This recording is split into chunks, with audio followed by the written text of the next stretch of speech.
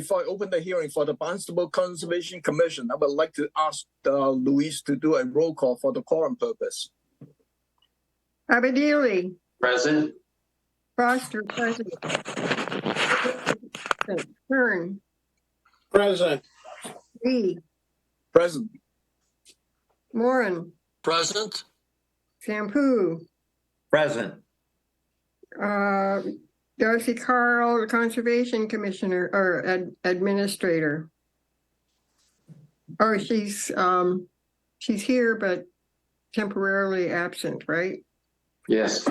He's on the line trying to get Kate. Yeah, and Kim Kavanaugh, Administrative Assistant. Present. Okay, thank you. All accounted for, except for Darcy. And George. George is absent from tonight. Right. Acting under the provisions of Mass General Law, Chapter 131, Section 40, and or Chapter 237 of the Code of Town of Barnstable. The Barnstable Conservation Commission will hold a public hearing on Tuesday, June 6, 2023, at 6:30 p.m. for the applications of Babcock Holdings, LLC, and Cape Beach House, LLC. Philip B. and Mary Ellen Nelson, trustee, Kevin Prince, and Sarah Slackman, David and Cynthia Cohen. The hearing will be held remotely as televised on Channel 18. The plans and application are on file and may be reviewed by scheduling appointments by sending email requests to Darcy Curley at 230 South Street, Hyannis. This meeting is being recorded and transmitted by the Information Technology Department of the Town of Barnstable on Channel 18. Under Mass General Law, Chapter 38, Section 20, anyone else desiring to make such a recording or transmissions, please let Channel 18 know I know. Hearing none. This evening's hearing agenda is posted on the town's website. On the agenda next to each application is the amount owed to the Town of Barnstable for the cost of advertisements. Please send your checks to Conservation Division at 230 South Street before the hearing. Remote participation. The Conservation Commission's public hearing will be held by remote participation as a result of an act extending certain COVID-19 measures adopted during the state of emergency signed by the governor on March 29, 2023, suspending certain provisions of the open meeting law. Remote public access to the hearing shall be provided in the following manner. 1, the hearing will be televised via Channel 18. Second, real-time public comment can be addressed to the Conservation Commission utilizing the Zoom link 864-0172-7648 or use the toll-free phone number 888-475-4499 as shown on the agenda. Third, the public can also email their comments to darcy.curley@town.barnstable.ma.us at least 8 hours prior to the hearing. For your information, under the continuance tonight, Laurie Sidman, trustee, Bonnie Brooks Realty Trust, has withdrawn his application without prejudice. Just want to check back with Darcy. Any update from Kate?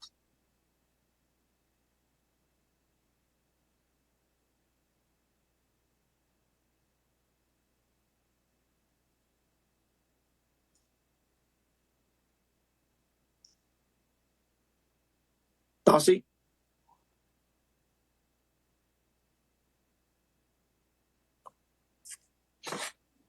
Let's skip the executive session for now, and then we'll come back when Kate show up.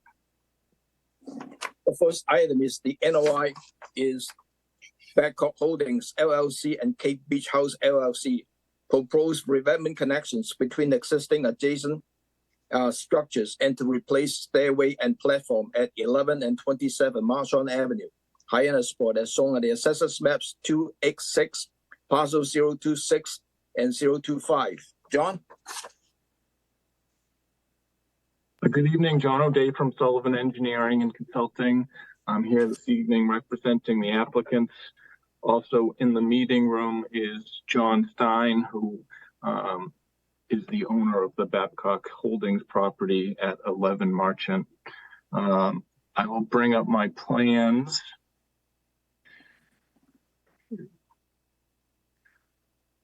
Here we go. So, as many of you know, we've we've been involved in many of the properties along this stretch of shoreline. We were working on the parcel to our east, probably starting in 2017, and the properties extending from that. So we've spent quite a bit of time on this beach area. So the properties that we are talking about, the primary project is 11 Marchant. That's this house right here. It's just under an acre of land. It's been developed with a single family dwelling since 1797. The property to our west has an existing revetment which extends onto our parcel, and the property to our east has a revetment which ends just short of our parcel, and that's why that property is also a part of this application, that being number 27 Marchant.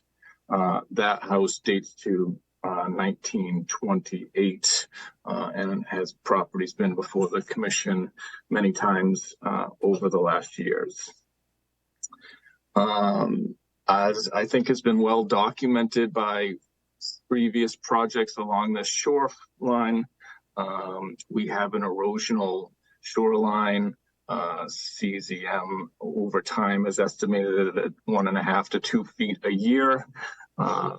More recent studies that we've been working on, especially over the last year with these applicants and studying the shoreline in general, show that the breakwater, as it's deteriorated over the last 100 years, is allowing about 5,000 cubic yards a year to slip from this shorefront and into the harbor, which can be seen on the properties on the other side. So as the width of our beach has decreased, starting to see additional erosion in this little corner, which is kind of the only unprotected piece left between these two existing revetments. So the project as proposed is really just to connect these two. There is more of a blow up off to the side here, which I could pan in on to get us a little bit closer look at what we're talking about. So again, this is number 11 property. This is number 27. The existing revetment coming from our parcel to our west comes quite a ways onto us, and the revetment from our east ends just short of us. We have patched and paid for kind of the entire frontage here, connecting well onto that, mostly just because for $6.50 a foot, it's much safer to pay for a few feet extra than we may need than to find out we were one stone short of what would have been a good connection point for this overall system. There's an existing set of stairs which were permitted, which are going to be replaced. We spent quite a bit of time. Again, we've been studying with these applicants this shorefront pretty extensively over the last year. So we spent quite a bit of time on the design and layout of this. The revetment to our west is a little bit lower than the revetment, a couple feet lower than the revetment to our east. And the applicants at the Babcock property prefer that profile, gives some room for some greenery at the top, which again we can slide up and see that there'll be some space between the top of the revetment and the top of the bank where it could be planted. We did not have any notes on this plan about specific plantings, but we could certainly put some notation or have some conditions if the commission saw fit that a planting palette be worked out with the staff. What else can we say about this? We are connecting kind of the frontal portions of these two revetments. Each of the people off to our side do have a little bit of a sweeping return. In our opinion, kind of maintaining a continuous front bank of this shoreline in the long term would be less detrimental. We think that leaving nodal point out on, especially on this western side of it. In any storm events would just be a point that would exacerbate any energy. And it would also sort of leave a cove in here that would be, a collecting point for any storm debris. So again, we feel like having a continuous shoreline in the long run is the best, and we are working with these applicants to try to help to bring forth a longer term project of potentially repairing the breakwater. We've had some meetings with the town and DPW and the state, and it's all very preliminary, but it's certainly something that we're trying to explore, and if that does come to fruition would certainly be a great benefit to everyone along the shoreline in terms of the beach and the storm damage protection that provides, and just in general, kind of historically, this has been a great walking loop along the shoreline. At this point, we are mapped within natural heritage, and we have not received comments back from them. So we do understand that this hearing may not be able to be fully closed this evening until we get those sort of conditions. But I think that that's a brief summary outline of the project, and we're here to answer any questions the commission may have. Thank you, John. Like you mentioned, that we have not received any comment from NHSP, so we need, depending on how it goes, we will need a continuance anyway for, either we approve the project waiting for the NHSP letter or how we want to finish it off. So, question from the commissioner, Larry. Thank you. John, I've got two basic questions. The first one, looking at one of your cross sections, you had both a coastal beach and a coastal bank. Under 310 CMR, there's two different sections, 27 for the beach and 30 for the coastal bank. Does this project apply to both of those resource areas? And if so, are there any differentiations into the criteria that we should be considering? The project is listed in the narrative and in the notice as occurring within both resources.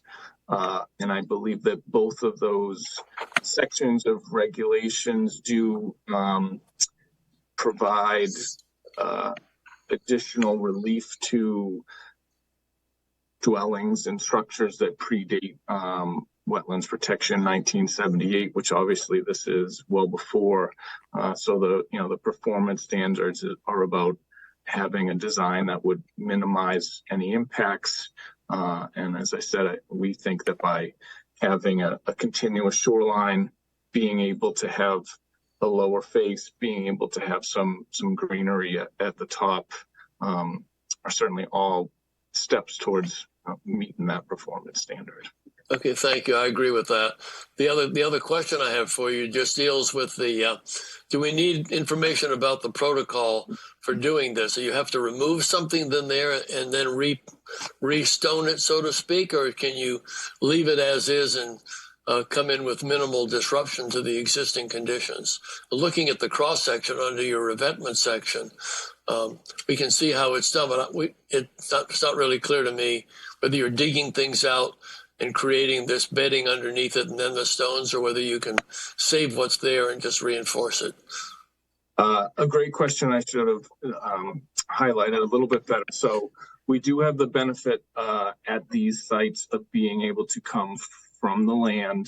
Sorry if I zoom out a little bit, which I think is an important aspect of this project. So, construction can come in down along this property line, traverse the banks somewhere in the area of where the stairs are. Yes, there will need to be some grading in order to actually make that accessible. But we certainly plan to restore everything back to where the edge of the lawn is. We also have a good stockpiling area within the lawn. I think that, you know, the commission has seen through some of these other projects that there will be some material that needs to be brought down onto the beach every day for their work, but we will be able to keep some of the future days work and some of the materials up in the lawn area, which is nice and not overly disruptive. Yes, some of the stones, some of the existing revetment stones on either side of us will be healed out so that they can be blended back together with this new structure. And so I think that, and then they will, you know, sort of essentially pick a corridor way to then work their way back out of this after the stones are built and backfilled and graded and get to the point that it could be restored vegetation wise. Okay, one more question. Is there any time of year issues here that you anticipate? We haven't gotten things from Boston yet, but are you aware of any that should be factored in or not? We are assuming that there would be a time of year of not April to August or something for birds at this point. You know, we are going into this sort of hoping that it could be a fall project once, you know, some of the summer people have left, and it would be less disruptive to the neighborhood anyway. Okay, thanks, John.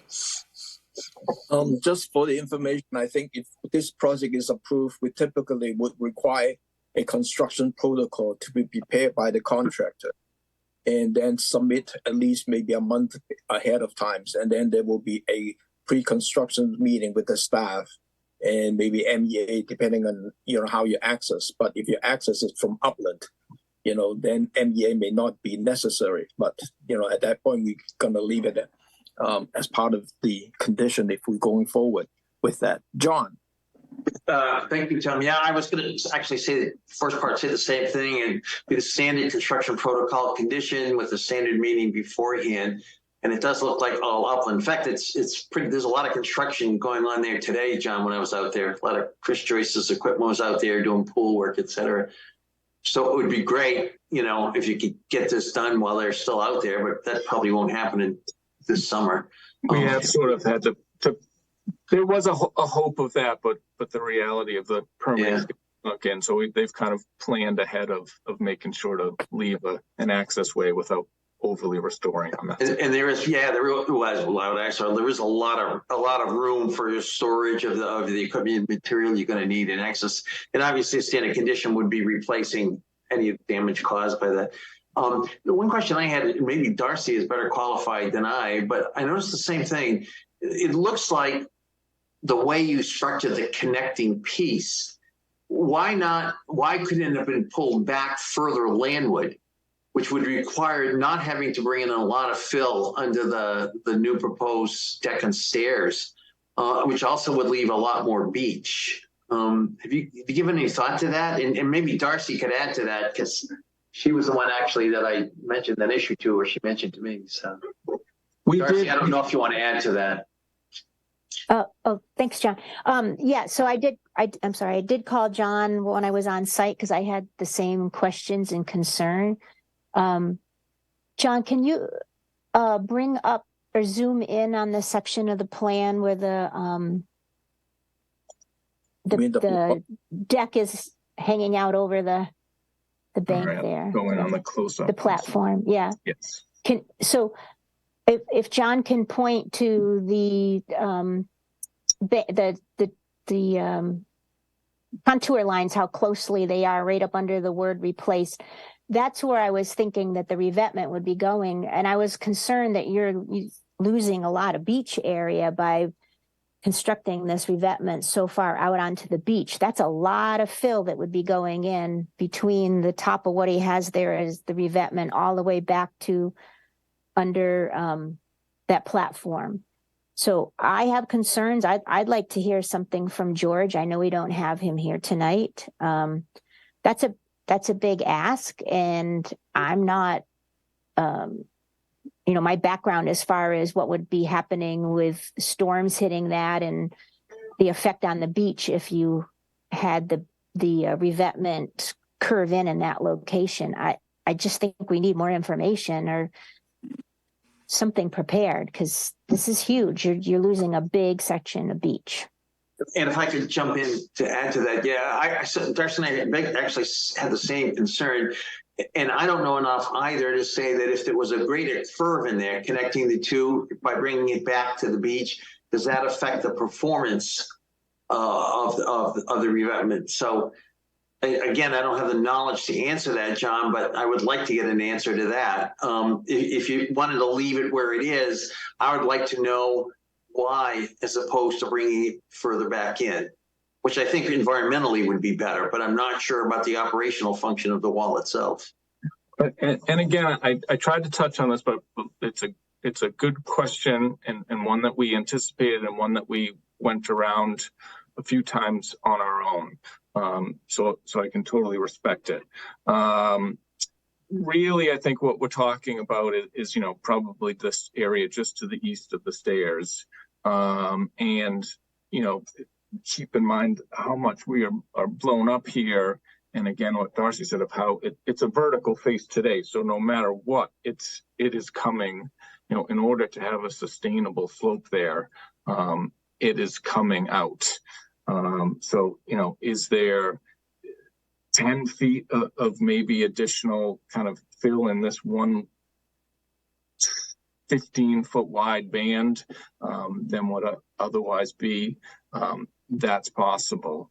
But our thoughts on the overall was that if, I think the commission it well understands that there can be, terminus at the end of these sort of structures or at places where there are hard turns. And that's why that we felt that by kind of following these sweeps to connect the two, as opposed to leaving, what would otherwise be a 10 or 20 foot, just 90-degree turn in this corner, was better long-term for the beach in terms of, not creating that sort of nodal point that would, potentially have other impacts associated with it. And we're also thinking about the long term of, what's happening in the shoreline and how fast it's disappearing, whether this project happens or not. And that, there's certainly goals to try to help to restore or preserve the beach all along the stretch. But really it was, I think that the not creating a knuckle point, which would, be a point of energy in any storm event, was the driving force for how we laid this out. And, in the short term, pulling it back and being able to maintain an extra 10 feet of beach for the property, I totally agree that when we had that discussion, that there's some value to that. But I think it will just disappear even faster than if we had followed the kind of lines that we've come up with in this plan. Is there a way to get a second opinion on that, John? No disrespect, obviously, with your background and your own experience, but again, there's a degree of expertise out there on the performance of these stone walls. Is there a way to get a second opinion on the design, of where it is versus pulling it back in? I'm sure there is, and as you said, you have your own stone expert on the commission who just doesn't happen to be here today. So we're certainly open to hearing what he may have to say. We're also kind of on the overall shoreline been working with a coastal engineers about the processes that have been occurring on this shoreline for the last 100 years, and they may be able to provide some further input about this project. Great. Let me jump in a little bit here. This issue came up this afternoon or late morning. and I got a chance to talk to George about whether it's worthwhile to bring the revetment back to along the coastal bank, the existing coastal bank. And then we were talking about whether you can have some revetment right underneath the stairway and trying to protect that side of the tieback. He seems to be agreeing with that concept. In a sense, we have not seen any revetment project that backfill the beach that much.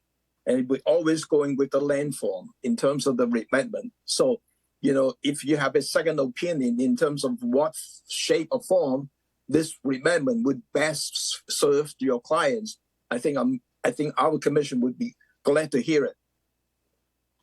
And the beaches are in our client's best interest. So that's certainly something that we're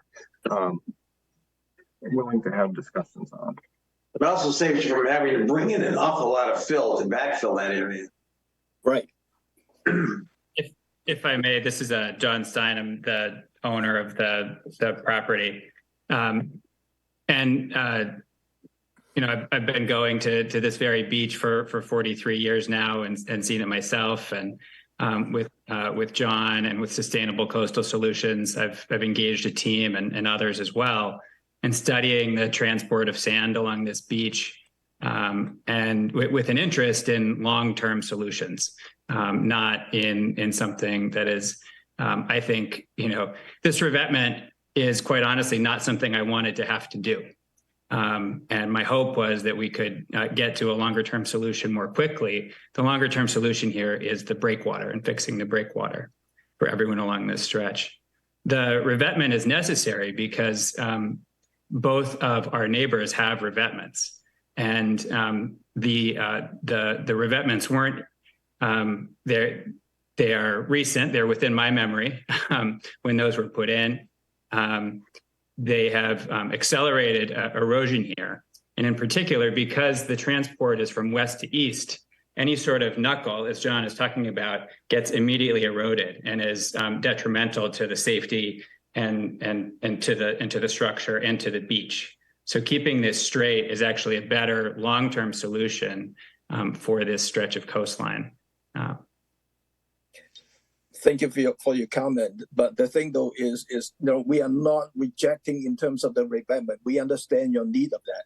We're only questioning about how to proceed with it and the shape or form. We don't want to damage your property, but how are we going to proceed? That's the question that we have. So, Bill? I wasn't planning on talking about this, which we have been talking about, but I'm curious, is this very steep slope that we're talking about, maybe moving the thing back, is that due to recent erosion?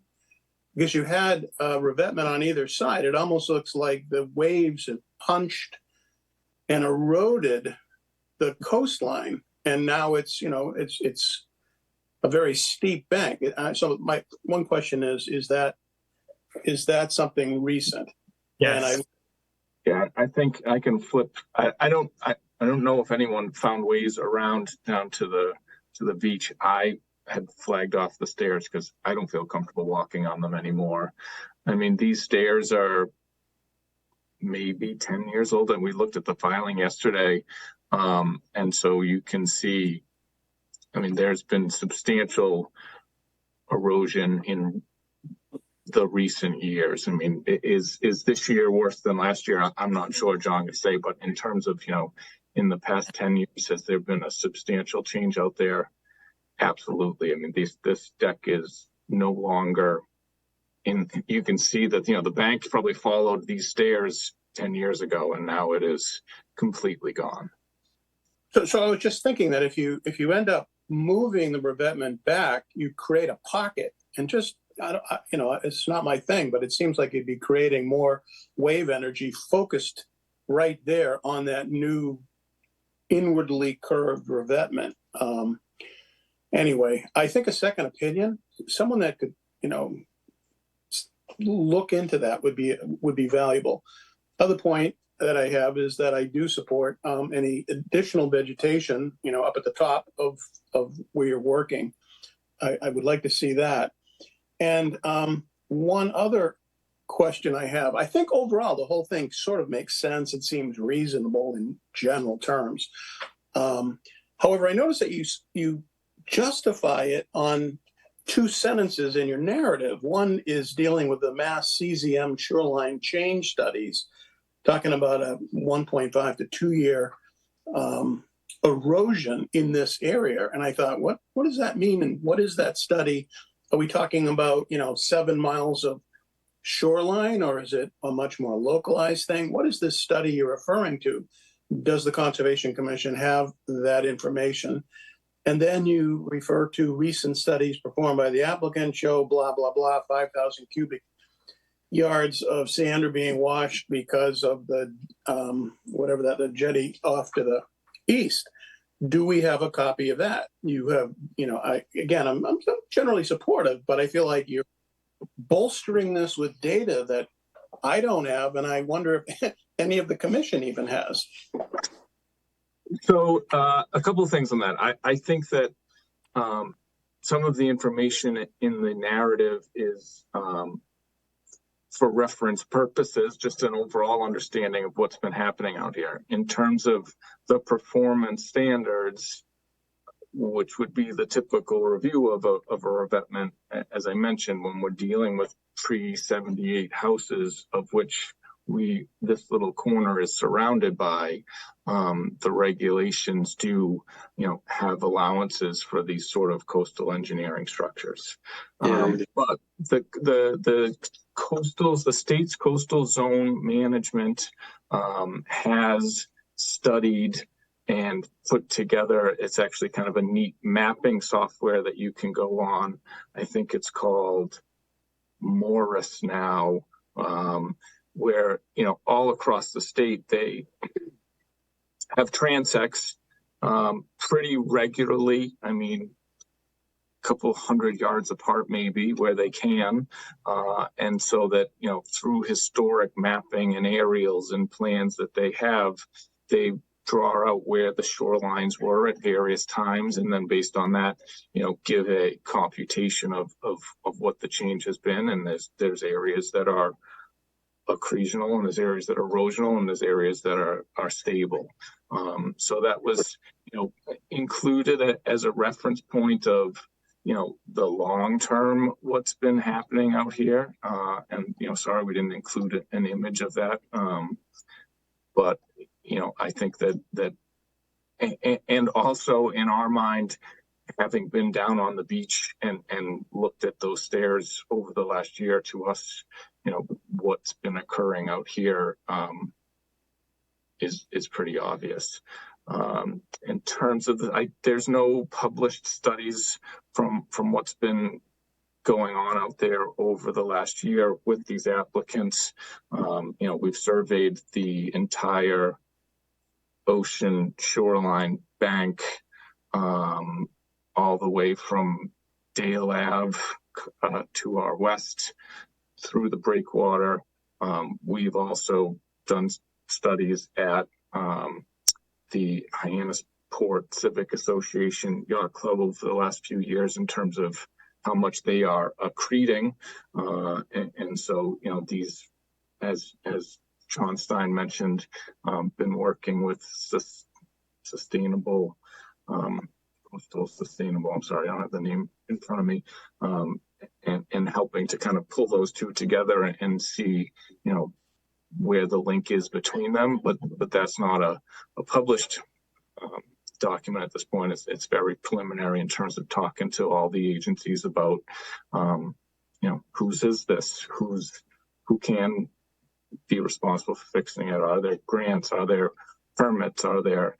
So they're still going back through the 100-year-old archives at Department of Conservation Recreation, just starting to scratch the surface of that breakwater.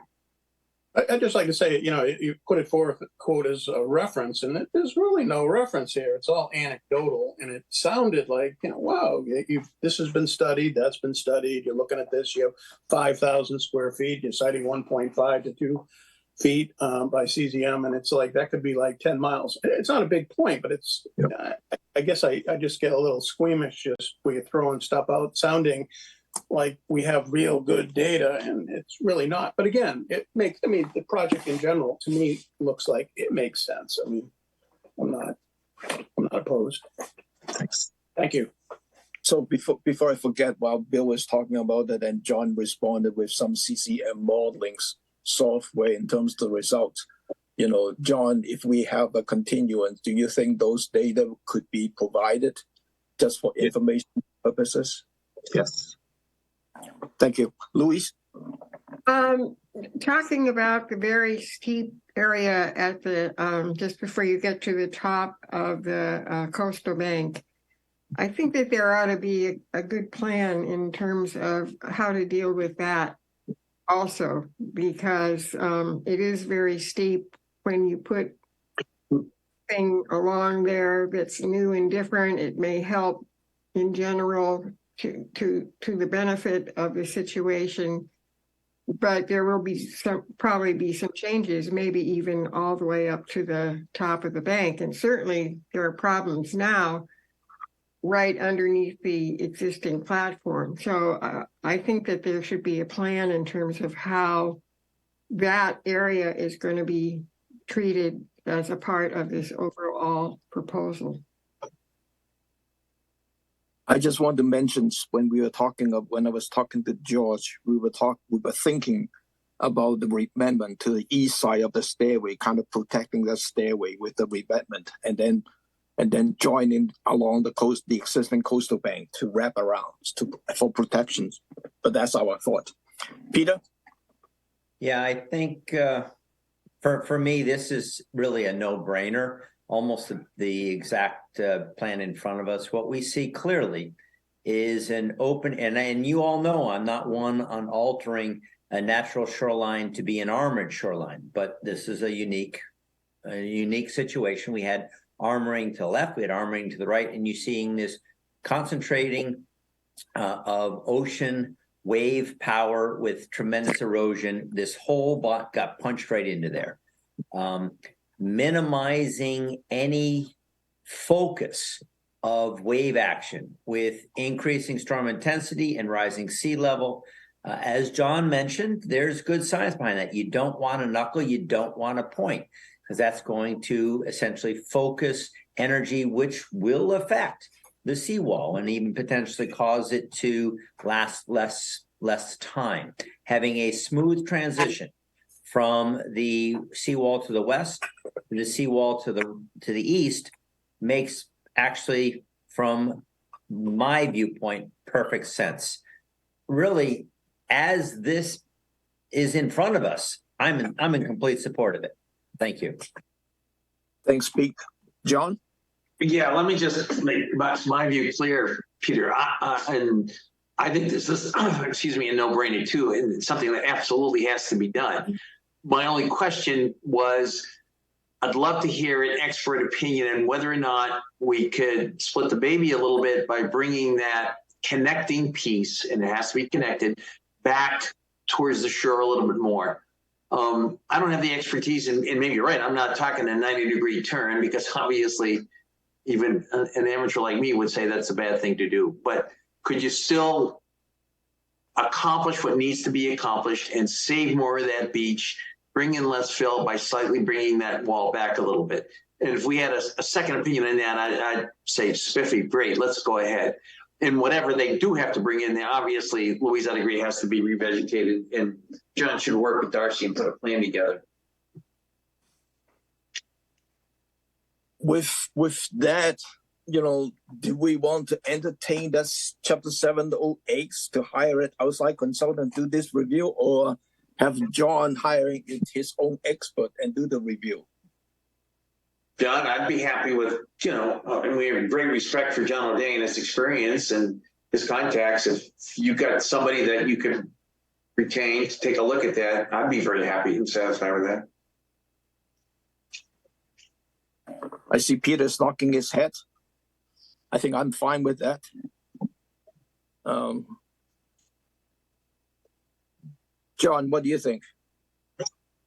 I think that we can certainly do that, and I think that and also with whatever sort of report memo they put together, happy to make sure that that's, maybe reviewable with George beforehand. We certainly want to be back before you next time with something that's ready to be put to bed. So I think that that's all doable.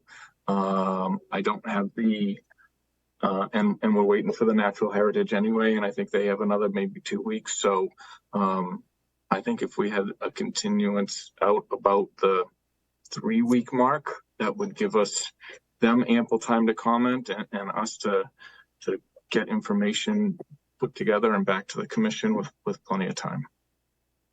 3 week time, you are looking at July 11th. July 11th. Because our next hearing is the 13th, and then the following one's the week after this, the 20th. That's only 2 weeks. And we don't have any meeting on the 3rd week, and then we get into the July 11th. John, you good with that? The 11th? Then that will work. Channel 18, any public comment on this? Seeing none. Could I have a motion to continue this matter to July the 11th? So So moved. move. Second, Roll call. Abadili, Aye. Aaron, Aye. Lee, Aye. Shampoo, Aye. Warren, Aye. Foster, aye. It's unanimous. Thank you very much, everybody. So when you have the report, send us a little bit in advance so that we have time to read it. And I'm sure you can reach out to George, for that too. Will do. Thank The you, second, John.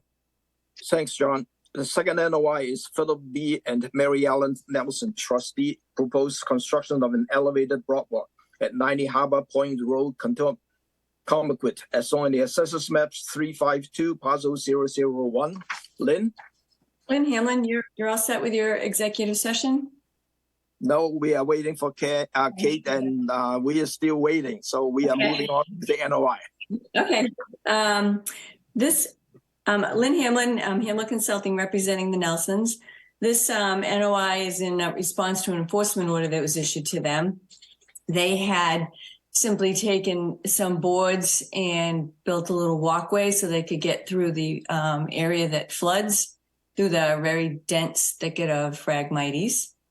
And they got an enforcement order, and they were given the option of removing it or filing an NOI. So they would like to replace it with a structure that's more suitable to the regulations and continue to be able to access the beach from their house. So that's what this project is. The salt marsh is actually very high marsh. Even the Peyton's is more seaward than the structure. So let's see, I'll go backwards. We went out there with the surveyor to ascertain what the elevations were around the boardwalk to find out the jurisdiction of the boardwalk. And it was interesting because the boardwalk is above the mean high water, which is both the state and the federal jurisdiction. And we went out there with the surveyor and he tied into NAV 88, NAVD 88. So this only requires local permitting, which is good for the applicant. So what we propose to do is to remove the structure that's there and rebuild an elevated structure. And I took the basic design from the Mass Audubon structure that was approved by the commission, just a bit up the road. It was modified somewhat because the site conditions are a little different and the structure itself is more minimal than the Audubon boardwalk. So while the Audubon boardwalk is 3 feet wide, 36 inches, this boardwalk is only 2 feet wide. The current structure ranges from like 18 inches to 2 feet wide, and they just need something minimal that they can walk through the water. It floods regularly. I don't think maybe per every tide, but it does flood regularly. The other difference is that instead of the through flow panels, we're proposing just the actually a little wider spacing than your regs require for piers. So we're proposing 1-inch spacing. It's different than the Audubon structure in that the Audubon structure is located within salt marsh, low salt marsh. This is higher marsh, and it's mostly inundated with Phragmite. And the Nelson sent me a picture. I had given you a picture that I took earlier in the spring, and the Nelsons had given me a picture yesterday of what it looks like now that Darcy said she'd help me with. What they had been doing is cutting an area so they could access. Yeah, that's what's there now. So they've been cutting a path, and then they put these boards down. So we think that the structure that's proposed is an improvement. They hope to be able to do the construction themselves. And I will stop there and try to answer your questions. Thank you, Lynn. Any question from the commissioner? I do. Bill? Yeah, I visited this site today, and I visited it with real reservations. Mass Division of Fish and Wildlife and the Nature Conservancy have a program called Biomap, which I think all the commissioners are familiar with. And it basically talks about where the core, quote unquote, core habitats are that should be protected and preserved. And they're large areas that are relatively pristine, if you will. And when I read this, I saw that, well, they were putting in a boardwalk, 160 feet plus, right through this core habitat, and it wasn't permitted. And I thought, this doesn't sound right. And we have a boardwalk that, they're modeling it after the Audubon. And I thought, gee, I can kind of get a boardwalk at Audubon where the public goes, where there's educational purposes and whatnot. This is a very beautiful, large marsh, core habitat for the state program. And I thought, should we be allowing this? And so I went in with kind of a negative attitude. And I went there today, and I met the owner, and I went down there, and I would have to say that it makes sense that we have a boardwalk there for multiple reasons. One is there was a path, apparently there always was a path, halfway down or 3/4 of the way down, there's a little bridge. And the owner said, gee, my husband, when he was a kid, that bridge was there. We're talking a long time ago. And so this path is always there. And so we're trying to keep from really tromping down the marsh and whatnot, and having a boardwalk is more, it's better. So I thought that makes sense. But I have this one concern. I mean, in general, I'm for it, but I just wonder about the precedent of allowing a boardwalk, a long boardwalk that goes through core habitat like that. And what's to prevent, gee, now we want to go, horizontally, and then the neighbors want to do the same thing. And next thing you know, you end up having a cumulative impact on a very large, beautiful, totally undeveloped marsh, except for this one trail that goes through it. And I'm thinking, I think it kind of makes sense, but I'm concerned about, the precedent. What's to make it a hodgepodge of all kinds of additional boardwalks? I'm stymied by that. In general, I want to say I'm in favor of doing it here because there always was a trail. I mean, like 50 plus years. This is a better way of getting to the ocean for the landowner, and they're going to tromp no matter what, very likely. But then now we've permitted this thing. We've made it legal. I'm concerned. That's all.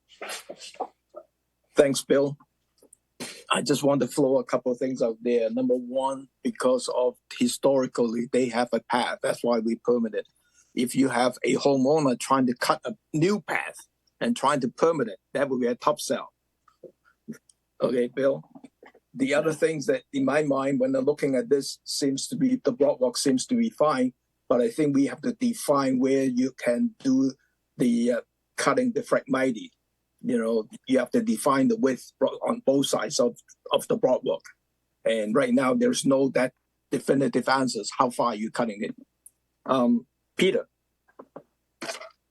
Again, maybe you're going to be shocked to hear this from me tonight, but I am loving this minimalistic, the boardwalk on an existing area beats the hell out of tromping through the wet marsh. These homeowners historically have had a way through this. They've come forth with a really, I'll say it again, a minimalist solution to this. I'm loving it. 2 feet wide. I wish we had more of these instead of these 4 foot wide elevated boardwalks. This is great. Thank you, Lynn. Thank you, Pete. Louise? I'm also in favor of this. And again, they could have something 4 feet wide. And they're only going with 2, and they're having wider spacing between the planks, and homeowners are going to want to get to the beach, and it's better to have a situation like this than just, as somebody said, tromping through. So I think it's a good proposal. Thanks, Louise. Larry? I'm delighted to hear these positive reverberations. I've been to this property several times, talked to the owners several times, and the history of this property, including the I guess you could call them a serendipitous boardwalk. They wait for boards to wash ashore and they grab them and put them down. But they've also maintained it by trimming the phragmites back and cutting it. I don't think that there's a problem with defining a width by which the phragmites or vegetation is to be cut. Otherwise, the vegetation is just going to cover over the boardwalk no matter what. So maybe Lynn can make a suggestion. I would suggest if it's a 2 foot boardwalk, then the cutting should be at least 4 feet. So a foot on each side or 1.5 feet on each side. And as Louise just pointed out, and Pete pointed out, this is a path from their house across a marsh. So what has happened, we've gone from something that was flat and wider to something that's elevated. So you're not going to have any tramping things to be concerned about, and they've narrowed it down willingly. When you get to that little bridge at the end, that's been there for a long time. And then once you cross the bridge, you're on the beach. So, and I don't see any risk of any neighbors anywhere else coming and cutting across this parcel. If they choose to cut across their own parcel, that's something for their consultant and the commission to consider at a later time. But it's highly unlikely that the Nelsons are going to, if they're aware of it, they're going to say, what are you doing here? So I think this, and Lynn has done her characteristic, fantastic job of putting this together, recognizing not only the boardwalk, but we've had several recent precedents of boardwalks. One was in Barnstable Village recently, and the other was in Hyannis, where we permitted boardwalks across this area for this very purpose. This one happens to be longer, but that's because the distance needed to be covered is longer.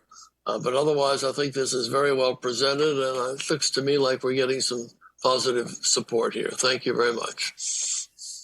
Thanks, Larry. John? Yeah, we spent a lot of time in this. I think Lynn did an outstanding job in this bill. As far as precedent goes, we've approved these because environmentally they make a lot more sense than what's there right now. Lynn did a minimalist job and a great job doing it. So, I mean, we've spent enough time. We spent enough time in this thing. It's an absolutely awesome project. Well done, Lynn. Thanks, John. Lynn, how much do you think that we should allow for the clearing of the, cutting of the phragmites at the edge of the boardwalk? I think you should make them cut more. When I was out there, I don't mean that facetiously, but when it was cut, the marsh grass, the native marsh grass, was doing much better where it's been maintained for years. Now look at the picture. The picture is what's going to happen if you don't cut it. I was like, for mitigation, you should make them cut more. So as much as you can stomach and allowing it to be cut, it's actually better for the native vegetation. If you continually hack at Phragmites, it is discouraged. I remember a long time ago, it's one of my favorite stories, where you had denied a application of mine because we wanted to cut Phragmites, and you wanted me or the applicant to put herbicide. And then the town wanted to do the same thing years later, and because it's cost and area, your own project, you cut Phragmites. So Phragmites can be deterred through regular cutting. And this site is so inundated with Phragmites that it's taking away from its its natural habitat, its natural benefit. So as much as you can stand, I would say should be allowed. Let me float a number, and then let's see how the commission feel. I'm thinking about 2 feet on both sides, on either side. The problem I have, Tom, with Lynn's suggestion is, we need to have a plan of what's going to happen with the Phragmites, with how it's going to be treated. I think you need a whole written out plan that's approved by the commission, Lynn. So I kind of like Tom's suggestion, approve 2 feet on either side and let them cut it. If they want to come back with a plan to get rid of all of it, that'd be great. I think that they just keep it cut. And I think that's the plan, is to just cut it. No herbicide, nothing like that. And I'd recommend 4 feet on either side just to keep it off of them. 2 feet, it feels like you're going through a tunnel.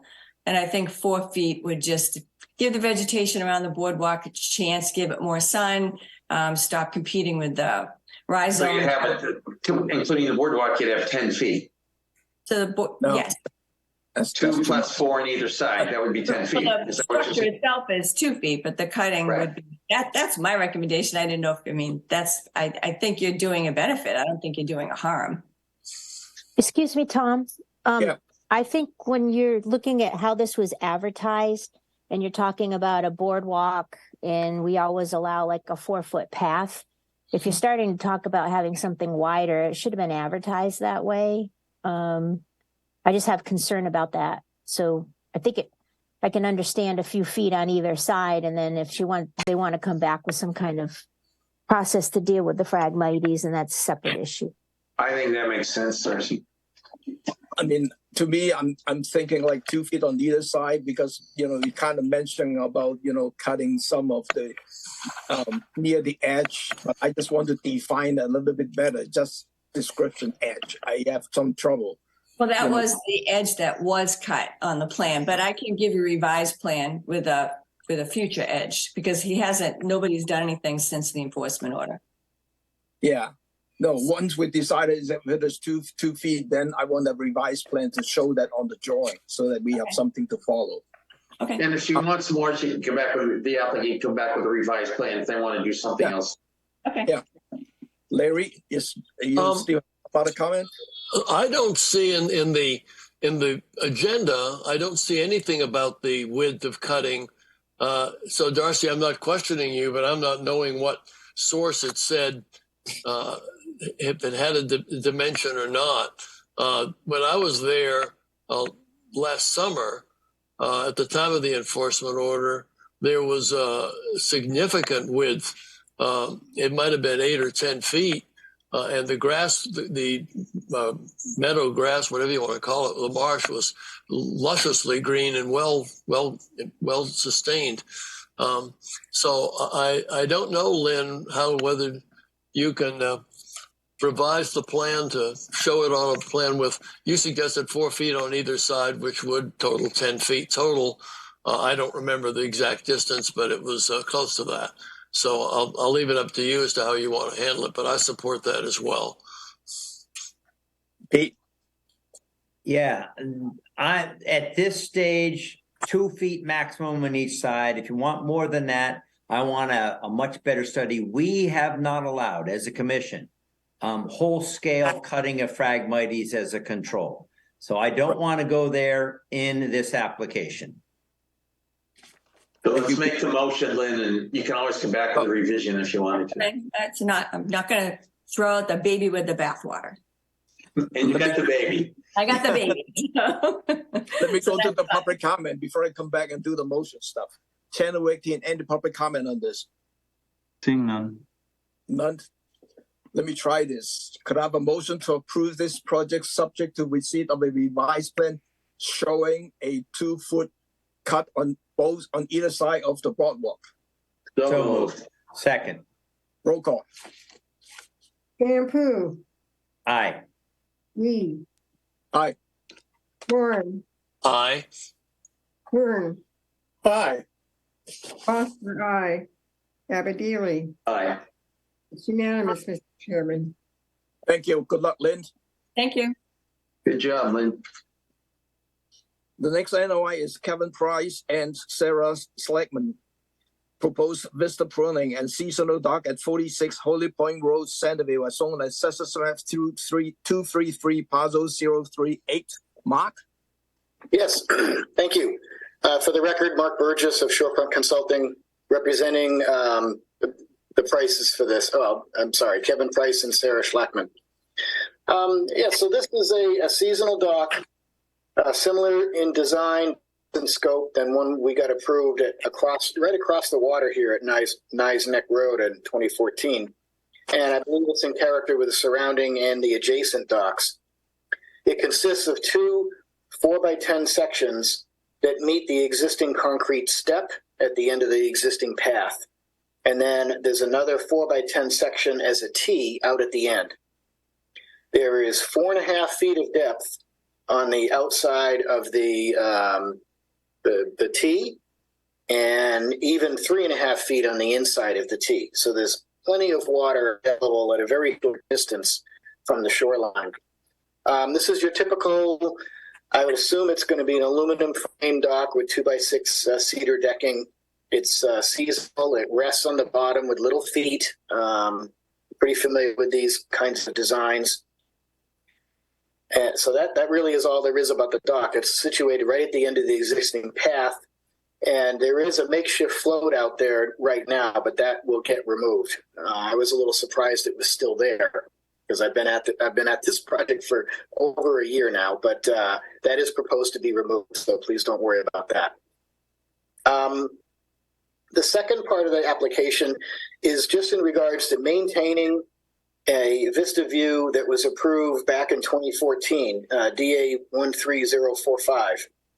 And Mr. Price and Ms. Schachman bought the property in 2019 and would like to maintain that vista as part of this order. And I don't know if the flagging survived the windy days out there, but the way that this view is laid overlaid here as I scanned it and overlaid it in AutoCAD should be very to what was sketched on the original DA approval, if not an exact match. And then scaled off the plan to make it in the field with some flagging lines.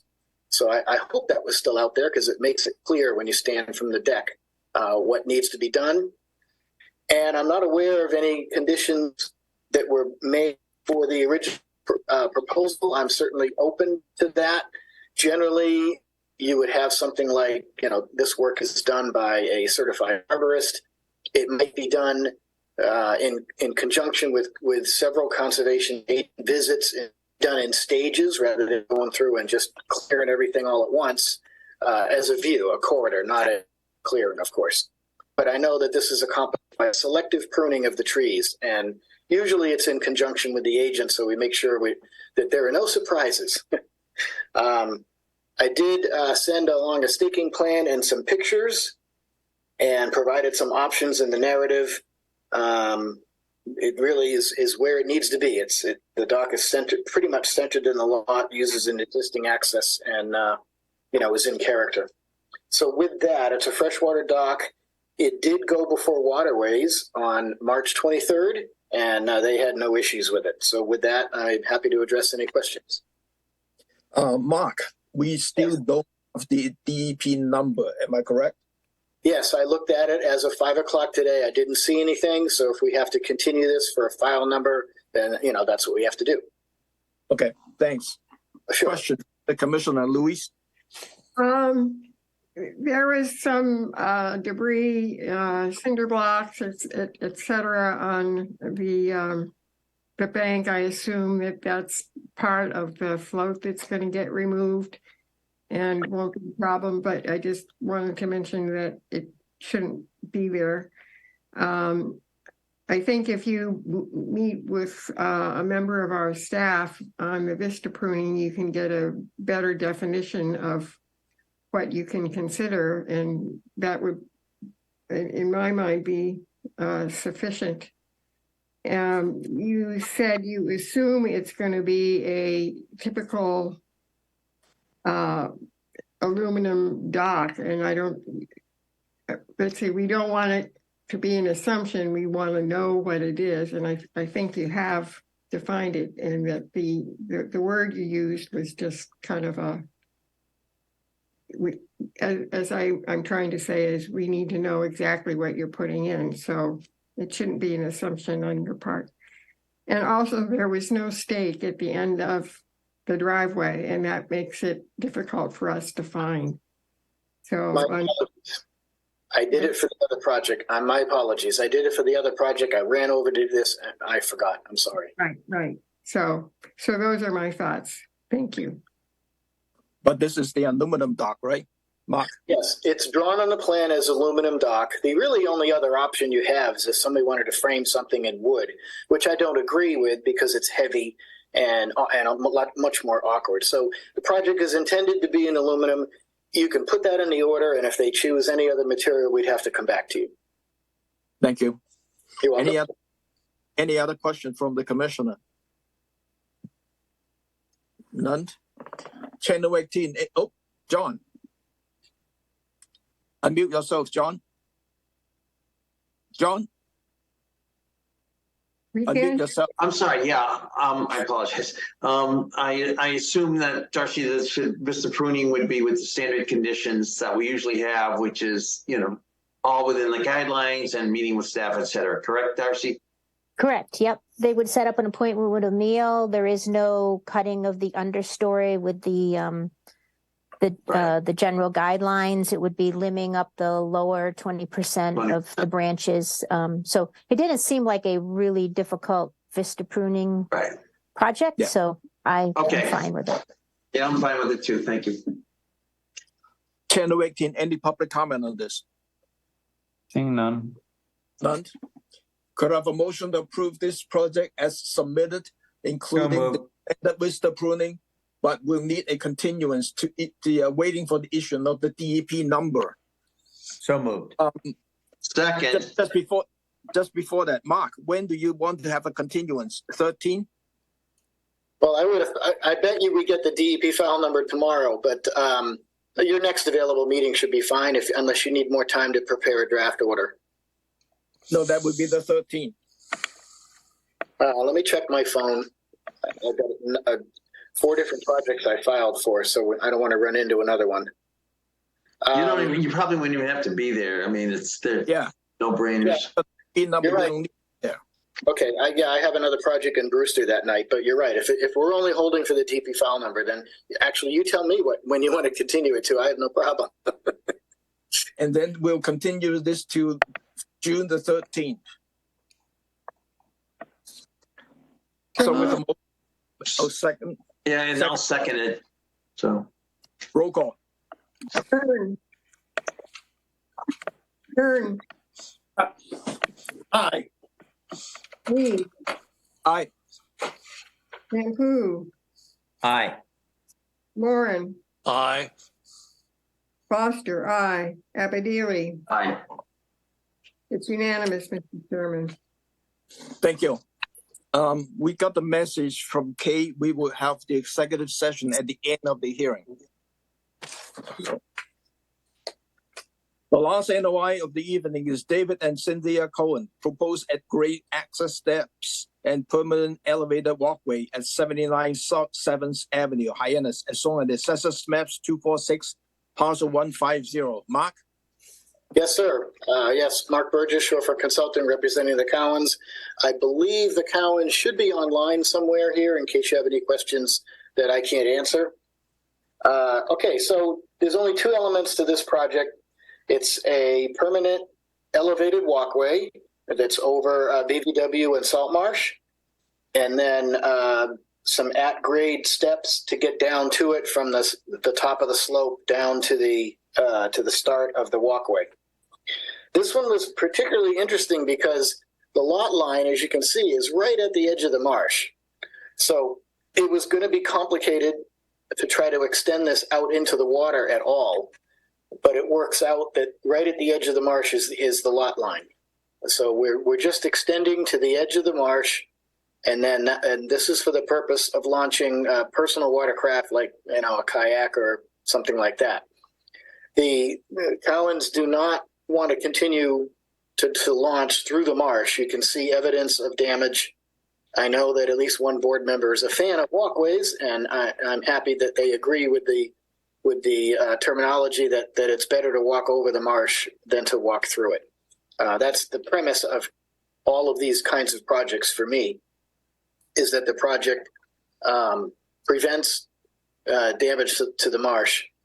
There was also, I included in the notice about whether or not the option to make these seasonal or permanent.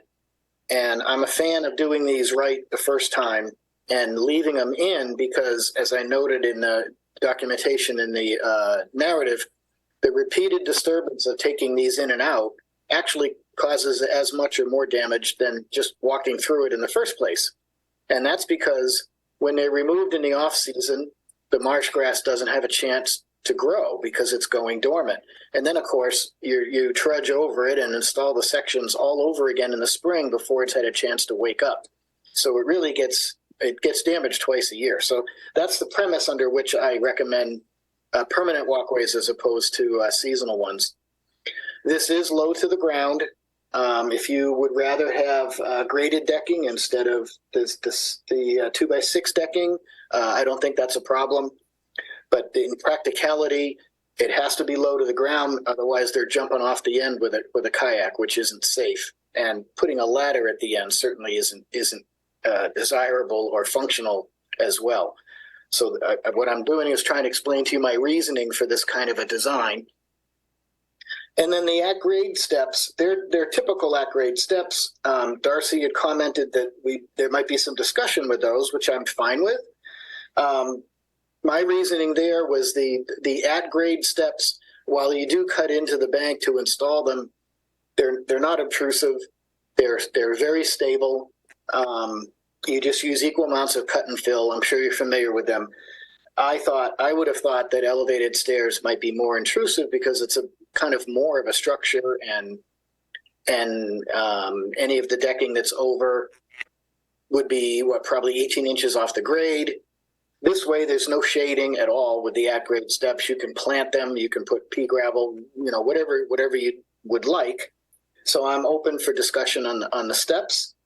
And this particular walkway is intended on being wood framed because it's permanent. We want it to be strong enough so that if we get a flood tide and some ice back there, that it won't try to rip it out. And I think with that, let me make sure. I did provide an alternatives analysis. This is Riverfront. There were 4 options. It did pass waterways on May 23rd as well. And I guess, let me touch on the Division Marine Fisheries comments that we got. Honestly, sometimes I wonder if they really just give us standard comments or whether they actually look at the project. But their first comment is pretty general about saying a new fixed height permanent walkway has the potential to negatively impact nearby wetland resources and fisheries.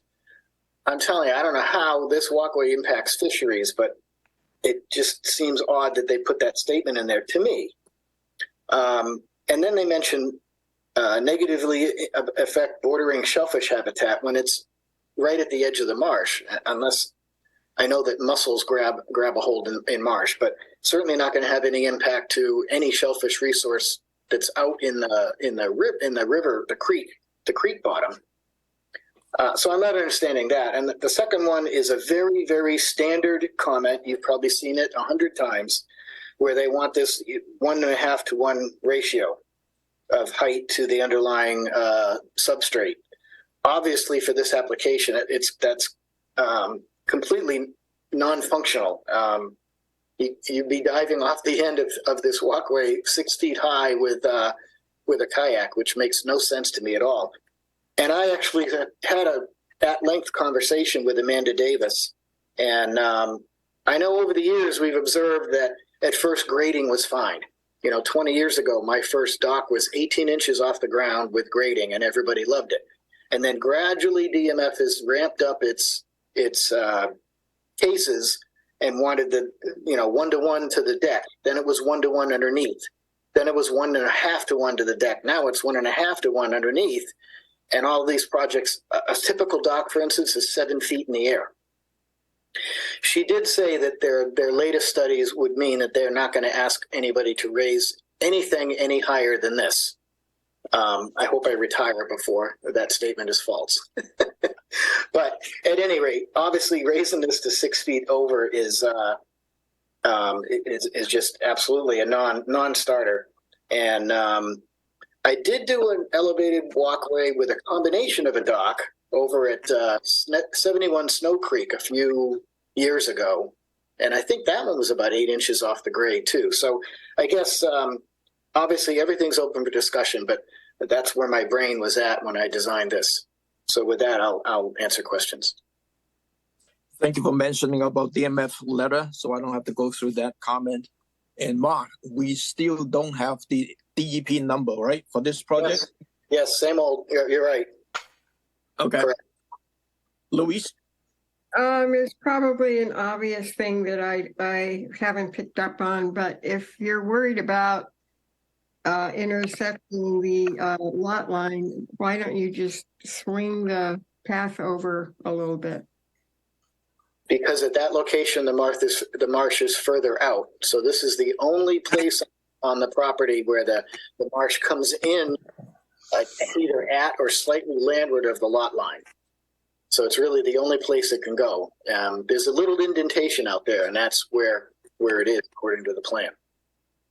Okay, thank you for that. And there were a couple of white snakes along the edge of the marsh or thereabouts. What were those for? I don't know. They're shown on the plan. The surveyor picked them up. They're not on. Look, somebody may have put them out there, maybe for the lot line. I don't know, but they were there. They picked them up, but I have no idea how they got there, who put them there, why they're there at all. Okay, thanks a lot. Sure. Larry? Thank you. Mark, you're a guy after my own heart. We sing the same song in the same key. When it comes to the permanency of what you're proposing, I agree with that. When it comes to what they do in Boston or how they think, I agree with that. But I think what we're looking at here, I went to the, when I went to the site, it was before it had been staked, but it was easy from your drawing to figure it out. And it was very clear that the further you came off the slope, and the drawing's off the screen now, the further you came down, that the chance of any vegetation in there or any wildlife in there was minimal, if at all. So it seems to me the placing of the walk positioned as you do, both as to width and to height, makes utmost sense. The other aspect dealing with the bordering, I think they call it the bordering wetland, and they were suggesting all sorts of plants and things in there.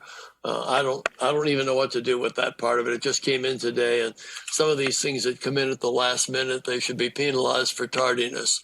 But aside from that, I think what you've done is very sensitive and very sensible and very clear. And I don't see, there may be some minor things that can cause some discussion, but otherwise I think you've laid it out very, very fairly and sensibly, and I support it completely. Thank you very much. Any other question from the commissioner? Tom, Darcy, was this the one with the potential problem with the mitigation area? Yeah, so I emailed back and forth between Mark and Ed, and between Mark and Ed, they're going to handle it. We're going to get an idea of exactly where those rocks are supposed to be. It seems like they've shifted from 20 to 21 in the near maps that we were looking at. But anyways, we're going to get it straightened out, make sure that mowing isn't taking place where it shouldn't be taking place. Marcus, I took some pictures of it, and I noticed that rock line when Louise and I were out there. And I assumed that was kind of a stake for mitigation area, but everything beyond that was mowed, quite a bit of it. So that's why I raised the issue with Darcy. Yeah, no worries. The applicants are there during the summer for a number of weeks for the year, and then they're not there. And they've repeatedly tried to tell this particular landscaper how things are supposed to be done. So as of today, with various discussions, one, that landscaper is not going to be working for them anymore. And second, I'm going to go out there and scale off the plan. And if I have to, I'll move, roll the rocks where they need to be. And they also want me to put a sign up there that says, do not mow beyond this point. Thank you, Mark. Sure. One thing I have trouble, maybe it's only me, because if you can move the rock into another line, somebody else can move the rock later on. So it's movable, it's target. Is there something that can be a permanent marker there?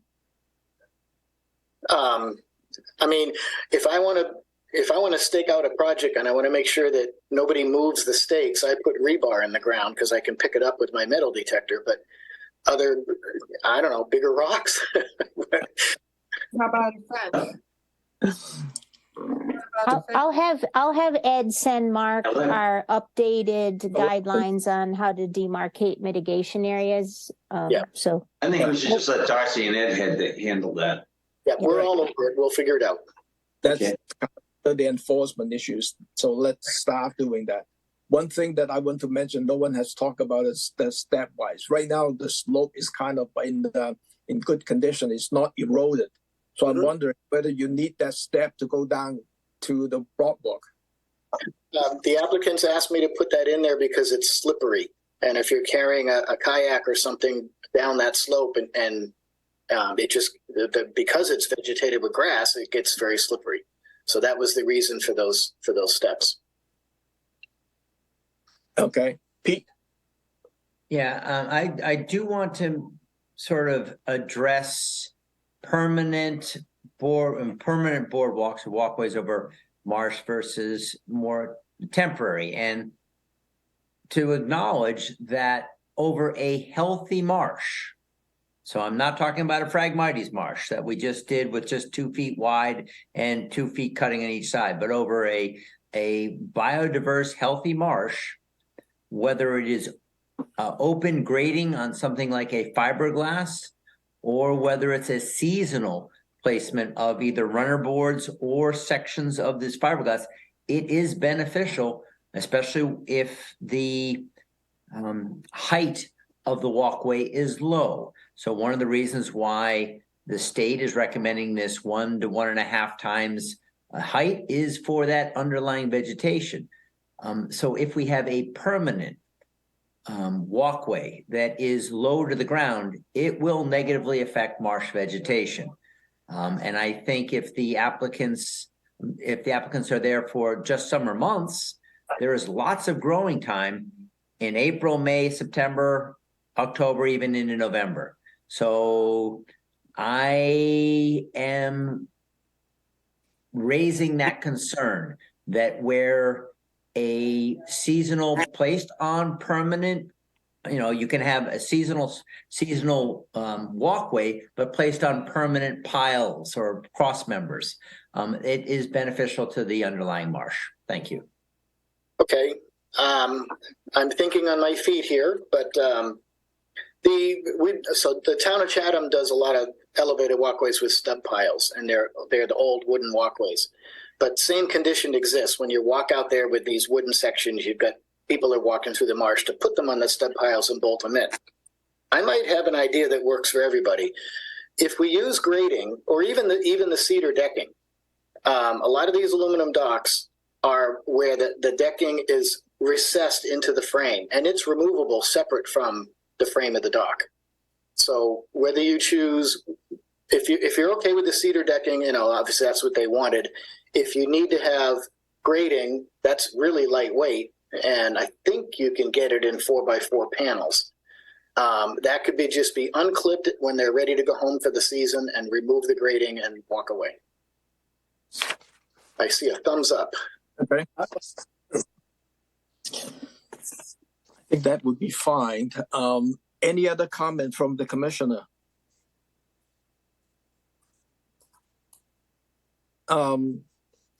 Channel 18, any public comment on this? I see John McKinnon. John McCain, yep.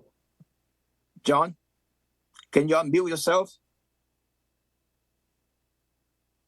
Can you hear me? Yes. Oh, thank you.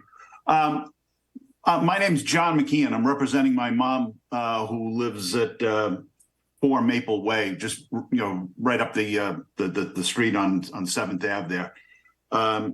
She owns 3 parcels of property around there.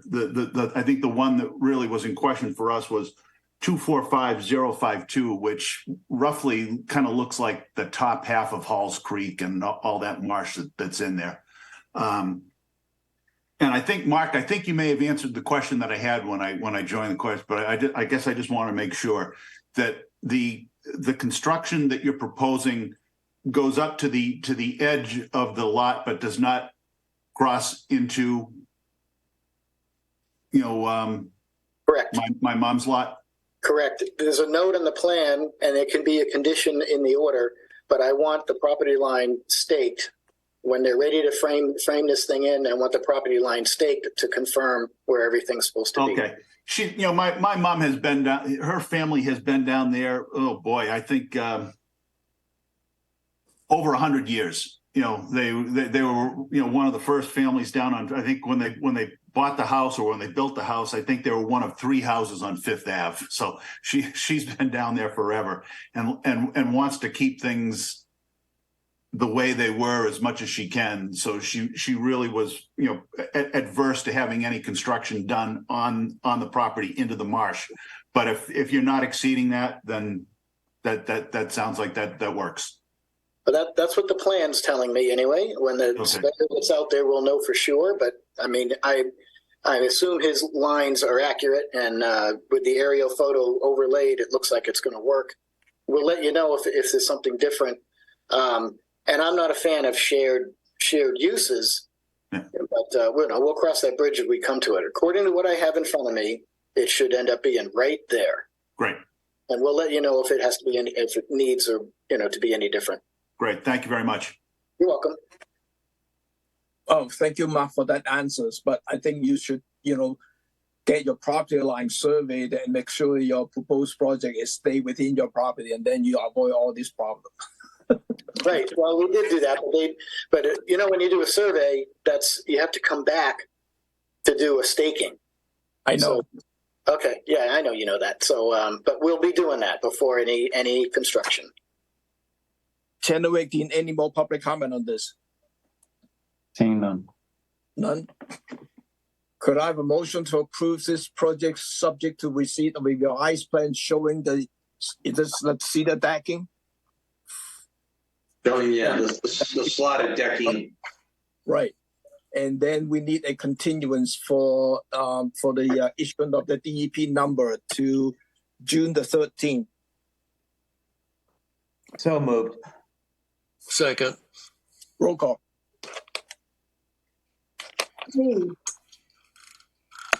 Reed. Aye. Kern. Aye. Foster, aye. Moran. Aye. Sampu. Aye. Abadili. Aye. It's unanimous, Mr. Chairman. Thank you. I just got good luck, Doc. Point of order, Mr. Chairman. So when do you need that revised plan? I mean, I can do the revision tonight, but I have to send it to the PE, and that'll take a couple of days. Is that okay? That's fine, because we still have a waiting for the continuance before we can issue the order conditions. Okay, fair enough. I'll get that to you as soon as possible. Thank you. Thank you very much. Kate is ready for the executive session, so let's go into the executive session right now. Next Thank on you, the members of the commission. hello. I said, thank you to the members of the commission. Thank you. Yes, thank you.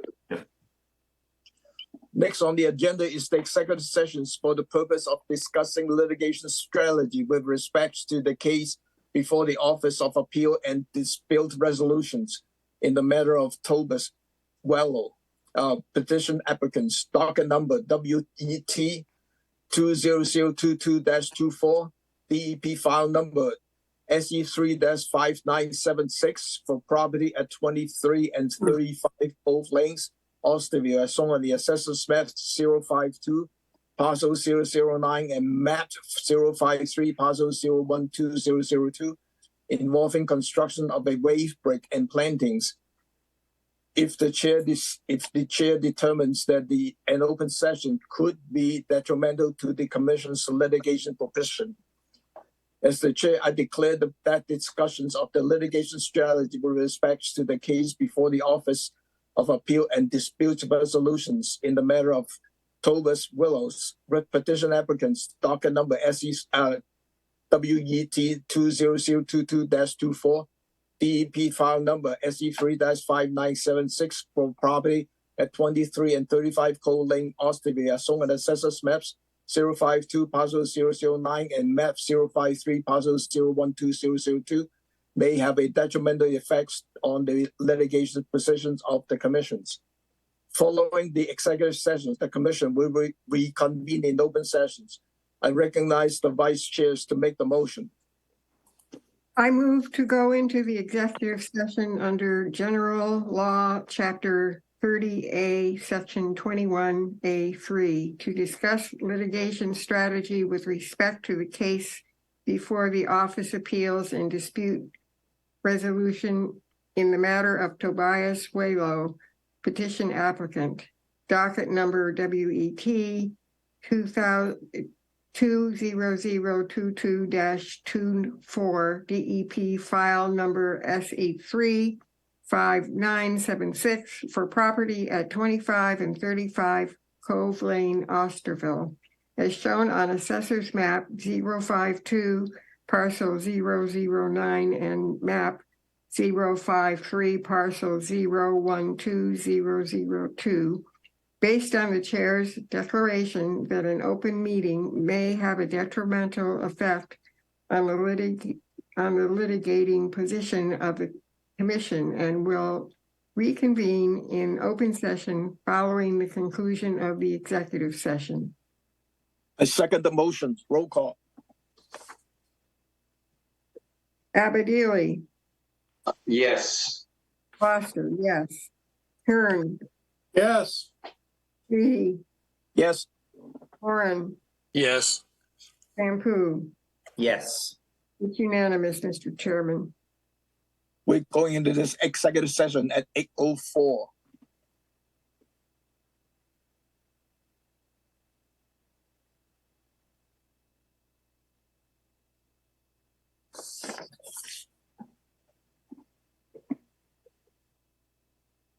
Channel 18 is doing the magic.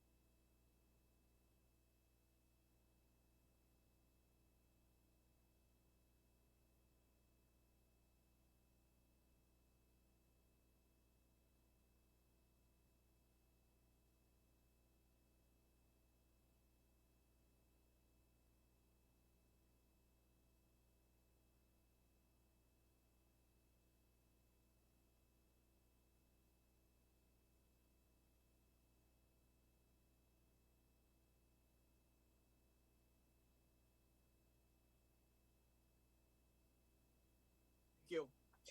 We have three contingencies tonight. The first one is Christian Camp Meeting Association's proposed dock and stairway reconstructions at 160 Lake Elizabeth Drive, Centerville, as shown on the Assessors Map 226, Parcel 137.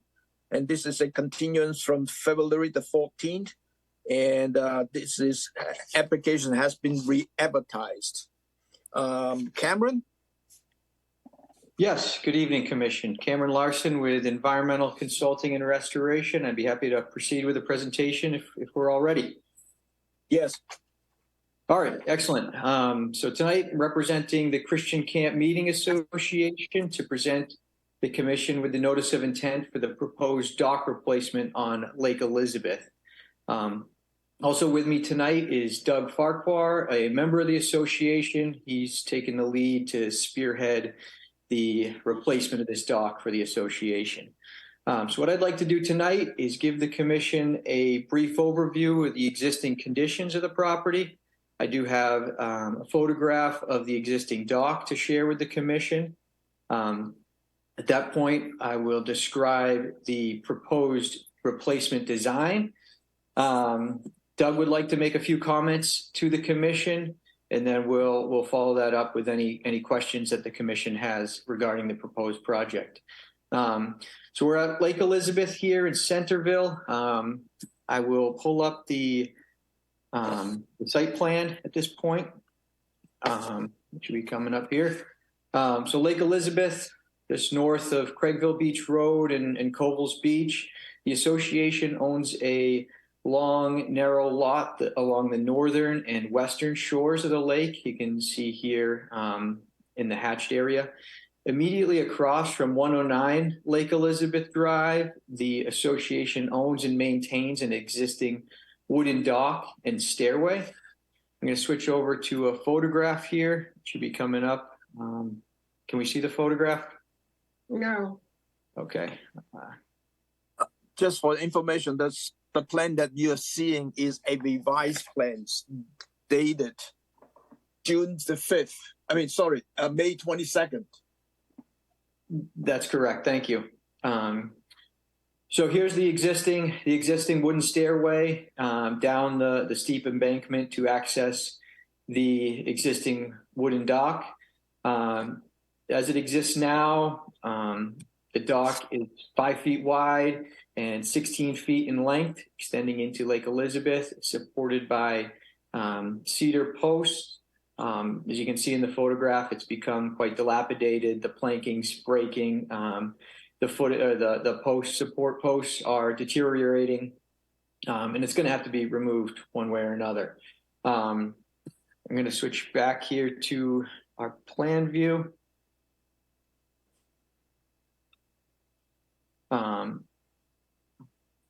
We'll take a look on this right side of the plan here.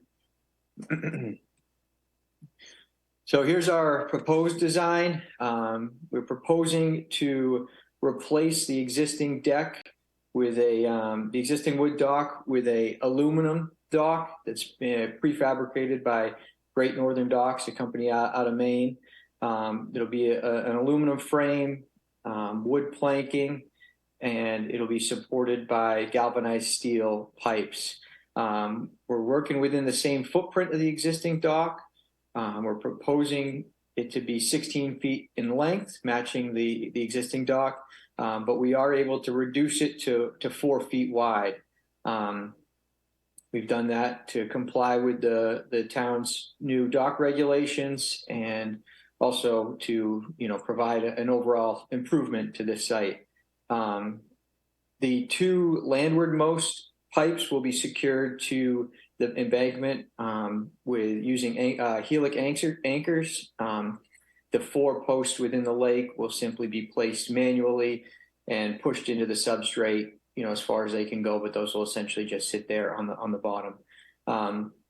The stairway accessing the dock will be replaced either using the non-pressure treated wood or using some type of composite material like an AZAC or some sort. That'll be within the footprint of those existing stairs. And the intent of that is simply to safely access the dock down the embankment. The association uses this dock essentially as a viewing platform. Very rarely, there's occasionally canoes or kayaks that'll dock here, but primarily the association members find use just simply enjoying the pond and enjoying the view from the dock. So there's not going to be any motorized vehicles using this. We're not looking to expand it in any way, and as an improvement, we are reducing that width. I think that covers basically the proposed project. I'll just quickly show you. Here is an image of the Duralite aluminum dock with the wood decking that's being proposed. Again, this is a product that's supplied by Greater Northern Docks out of Maine. So that gives you an idea of what we're looking at here. I'll turn it over to Doug. He has some comments to make, and then happy to address any questions that the commission may have. Thank you, Cameron. Douglas? Yes, thank you, Chairman Lee. And I don't have a lot to add to what Cameron explained. Only a couple of things that I'd like to talk about. First of all, I'd like to thank the commission for its tolerance and patience as we got to the point where we got now. I've been educated a great deal about the commission and the requirements, and I appreciate your willingness to work with us. The other thing is we do envision this as being a permanent dock as opposed to a seasonal dock. The reason being that there are approximately 8,000 visitors a year that come to the retreat center as part of our community, most of them in the fall, winter, and spring. We live in the house right across from the dock. It's a second home for us, not a primary residence. But when we are there in the winter and in the summer, we see numerous kids, college students, high school students, various people who attend these retreats using the dock to commune with nature, basically, to take pictures, to go out and enjoy the view, enjoy the wildlife, the bird life, so on and so forth. And I don't think the impact of having this be a permanent dock in terms of the environment would be a cause for concern. It's very, very little marsh that would be underneath the dock, maybe even like 2 or 4 square feet. And that wouldn't have any effect on the water, the life in the water, the aquatic life. Our pond management expert, Ken Wagner, is attending. If you have any questions for him, he'd be available to answer them. But he does endorse this proposal, and we would be happy to answer any questions. Thank you, Douglas. DMF have sent us a comment letter dated June 5th. The 2 comments are the piles to be replaced should be fully removed from the substrate rather than cut below the water surface. And the second one is a silt containment measure should be installed prior to conducting the work and preferably before the alewife shrink mitigations of April the 1st. One of the things on the drawing itself, for myself, I think we need the dimension on the stairways. You said 5 foot wide, the length, and how usually we see a profile on the stairway so that you have something to follow when you're constructing the stairs. That's only my comments. Questions, Larry? Thank you. These questions can be for Cameron. Hello, Cameron, or they can be for Doug. But first of all, the issue with removing the wooden posts in the water. What are your thoughts about that concerning? I mean, it seems to me that they'll just eventually rot away, but won't they be more disruptive to pull them out, or what do you think? Let's deal that question first. Yep, sure, Larry. This is Cameron. So we had originally proposed to leave those, cutting those piles basically at water level and just leaving them. We were going to secure them to the new posts. That was our thought exactly. Our only intent was to minimize disturbance. We really had no problem removing them. They are pretty significantly deteriorated. They're cedar posts. They've lasted some time at this point, but they don't have much left in them, I don't believe. DMF's making that recommendation. We're happy to comply. But again, that was our thought too, Larry, to minimize disturbance. But either way, we're agreeable to. Doug, do you have any thoughts about that? As Mel Brooks said in, I think it was Blazing Saddles, what he said. I agree completely with Kim. All right, fine. The second question I have, and I went to a site visit today, and one of your prominent neighbors was there, and I had he was very familiar with the project. I had a nice conversation with him. One of it's a little vague to me about the width of the stairs, but I'm sure that while there are young people who are agile that go up and down those stairs, there are those of us who aren't young and aren't agile. That being the case, I was recommending that the stairs be 4 feet wide with handrails. Is that something that you would find acceptable? And if so, would you be able to file a revised plan to cover that? So on behalf of the CCMA, I'm not a representative of that board, but I can't imagine anybody would object to that. I think it's actually a very good idea. Cameron? Okay, and Cam, if you could put the picture back up of the stairs, I have a question to ask both of you. Can you do that again? It should be up Yeah, now. right here, right at the top. It looks like there's a level portion of the steps. It's a lot of these stairs, when they do that, they have sort of a platform. It can be the same size or slightly larger. If that's something you want, I'll let you ask for it.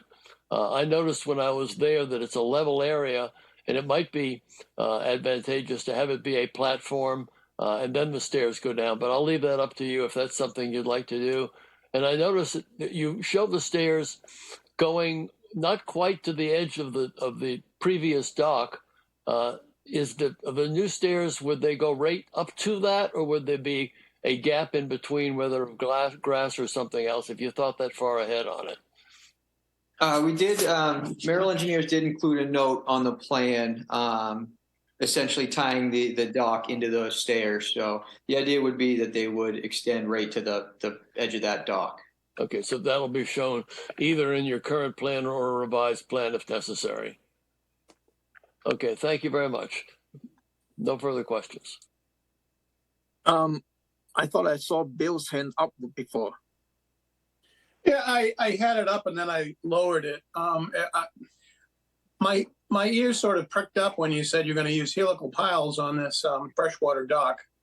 In Mystic Lake, the population there went ballistic on a seasonal dock that was going to leave helical piles in. And I vowed I would not allow that to happen. At least I wouldn't vote for it. But then I hear that this is a permanent dock.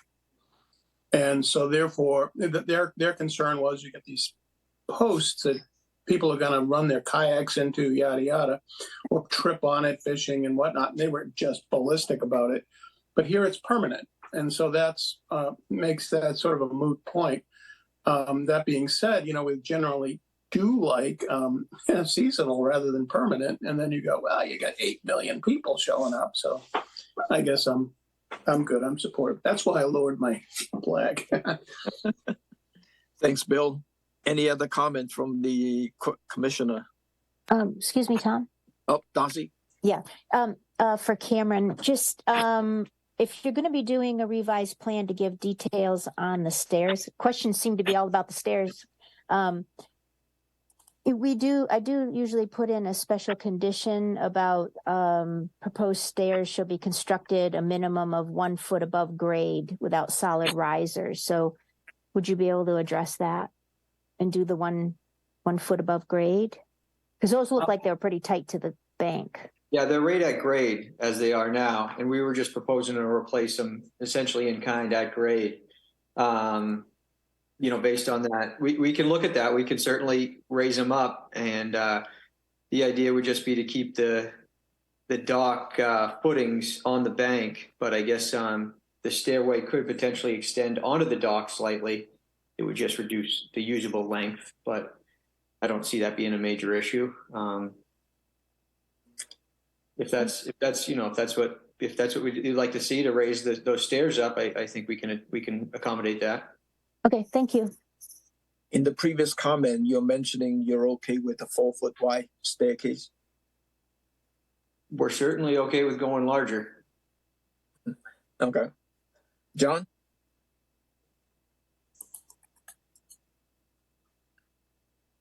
John, unmute yourself. I'm sorry.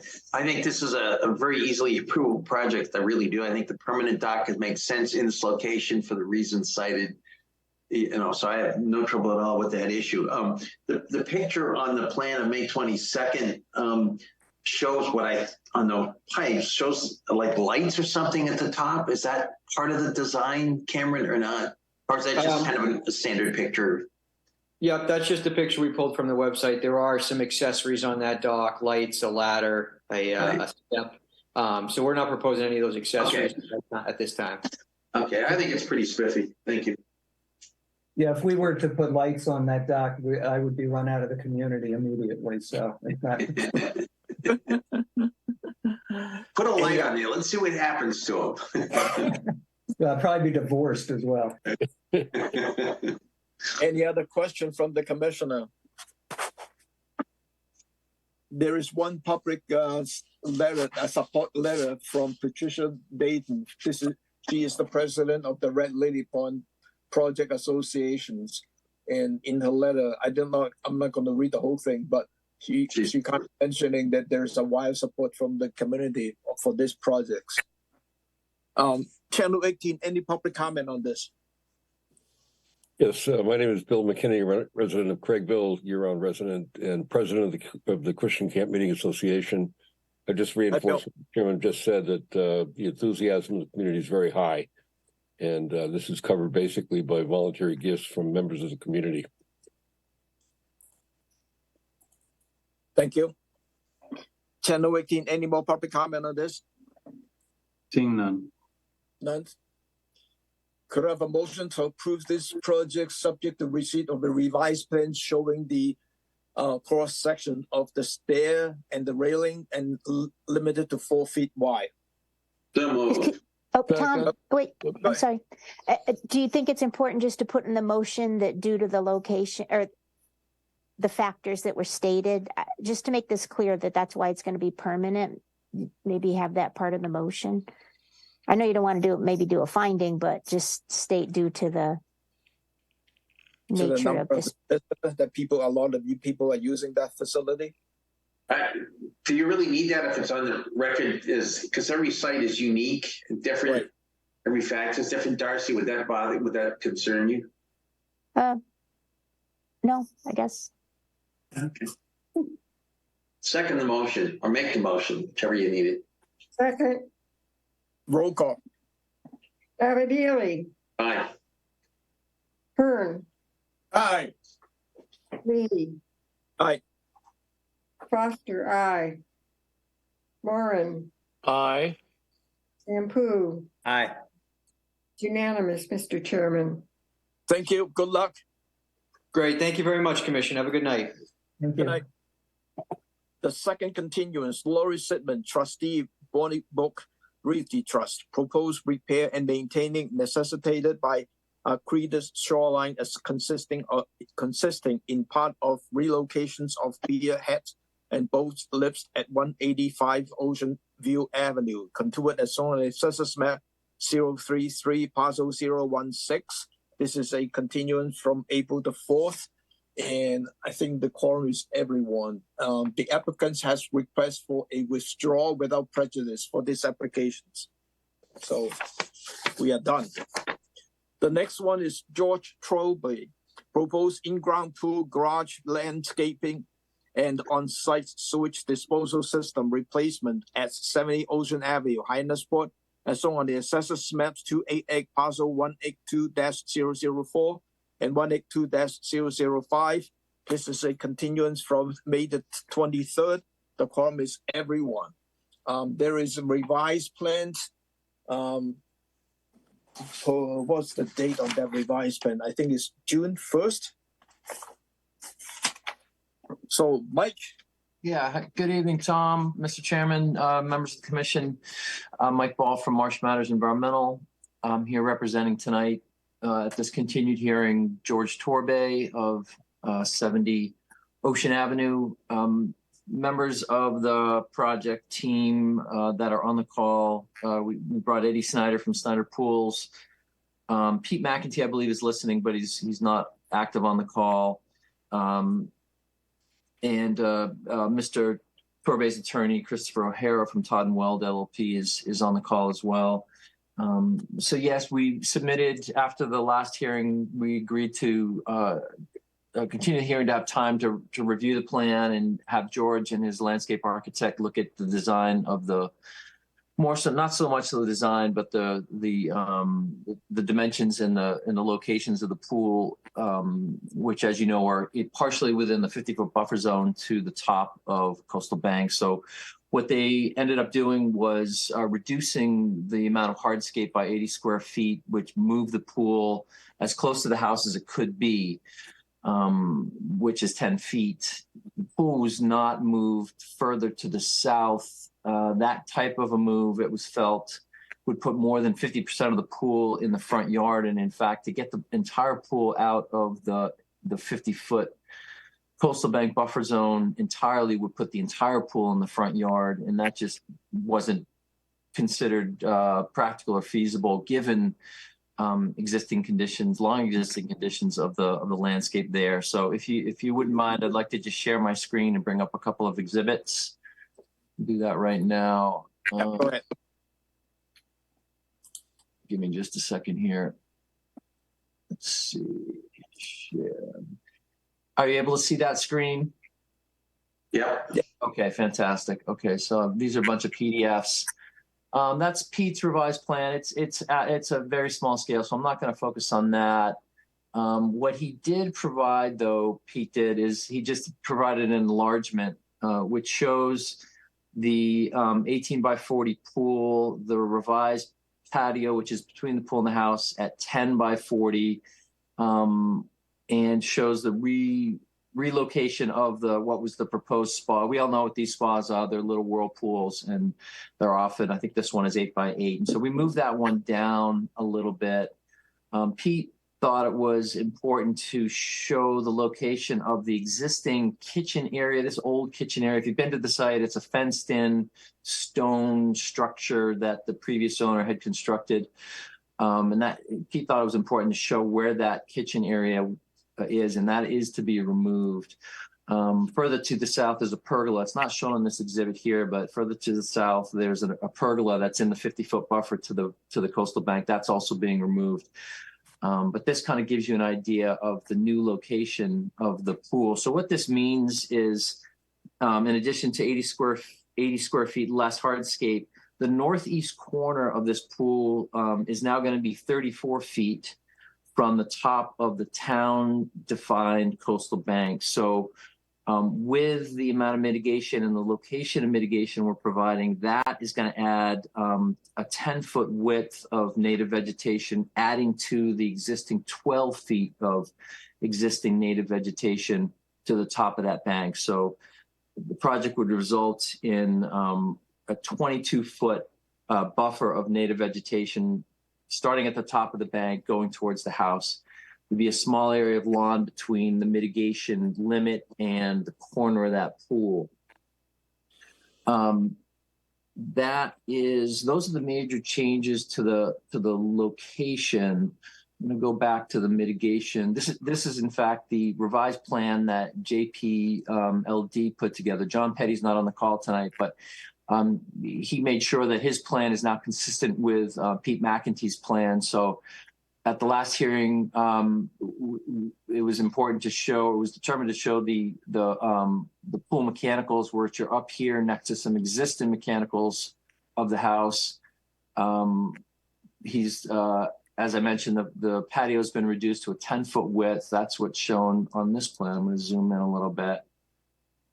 John Petty did a nice job with I thought, with the mitigation design and the species selection, which has gone unchanged. We have enlarged the mitigation area to over 6,000 square feet, just because there were some recalculations that needed to be done. The shed and the brick walk are actually going to remain. And I had said they're going to be removed and had considered them a credit, but they're going to remain for now. And so we needed to increase that mitigation. So as you can see, as you move to the south along the mitigation area, it does widen up and it does fill up a considerable amount of the coastal bank buffer zone down as you get closer to the road.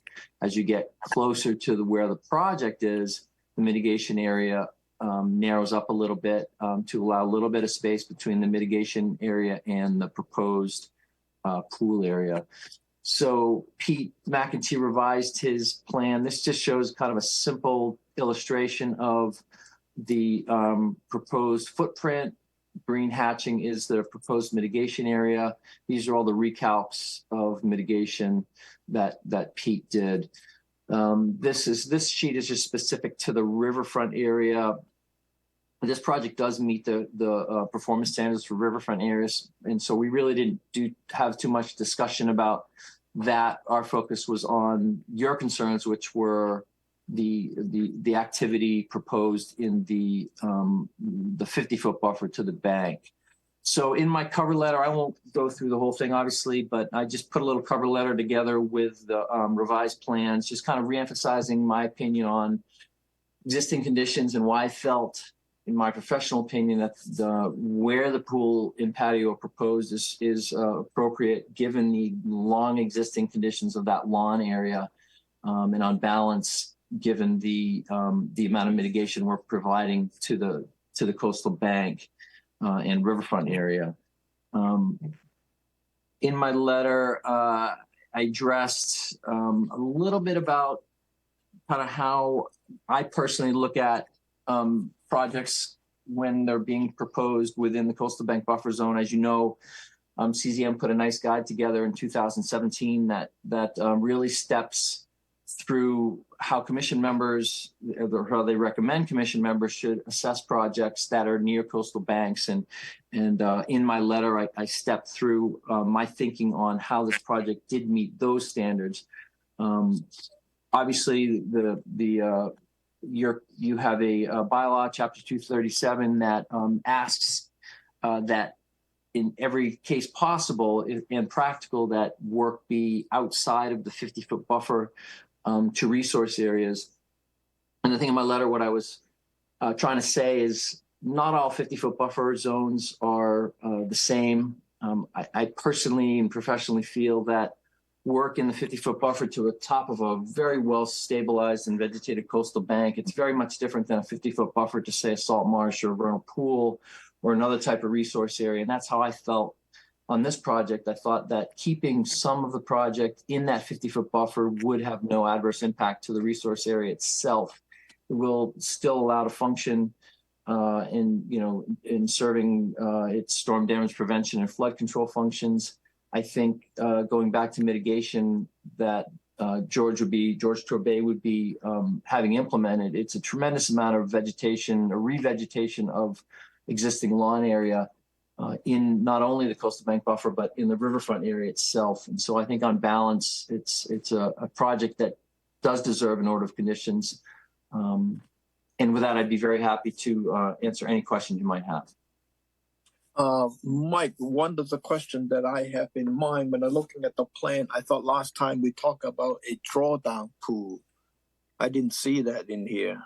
Yeah, Eddie's on the call. I may have him speak in a second. My understanding, and I'm not a pool expert, and we'll let Eddie speak in a second. These fiberglass pools must remain full at all times. So it's not necessary to have a drawdown pit. In this case, most of the pools that I've done in the last couple of years, and I've done a lot of them, they have had some type of drawdown. And I certainly understand the commission's concern about the possibility of there being some pump and pipe to discharge water from a pool into a resource area that might find its way into a river or stream. If you wouldn't mind, I'm going to have Eddie address that. Eddie, would you mind unmuting yourself and just address the drawdown pit question? Sure. Hello, Ed Snyder here. Hi. Hi there. Yeah. So with the fiberglass pool, it is required to not drain these pools lower than the bottom of the skimmers for winterization. If there was ever to be any repairs done, then obviously, a tanker or on-site bladder is typically used to lower these when we drain, and any dewatering that necessary underneath the pool would be done. So really the only draining that would be done would be at winterization. And again, that would be roughly about 6 inches of water from the normal running height. So that's why we're thinking about, the dry well. At least you get some place to release some of your water from the pool. Now we could obviously attach whether we're doing the service for Mr. Torbay or he's doing it himself, long hoses can certainly be attached to our equipment and run out back to the other side of the house, outside of the buffer zone. Well, I think I'm only talking myself, but usually we see a dry well that can take the water and, so that you don't discharge any surface water to anywhere, on your side. So, but that's only my thoughts. So.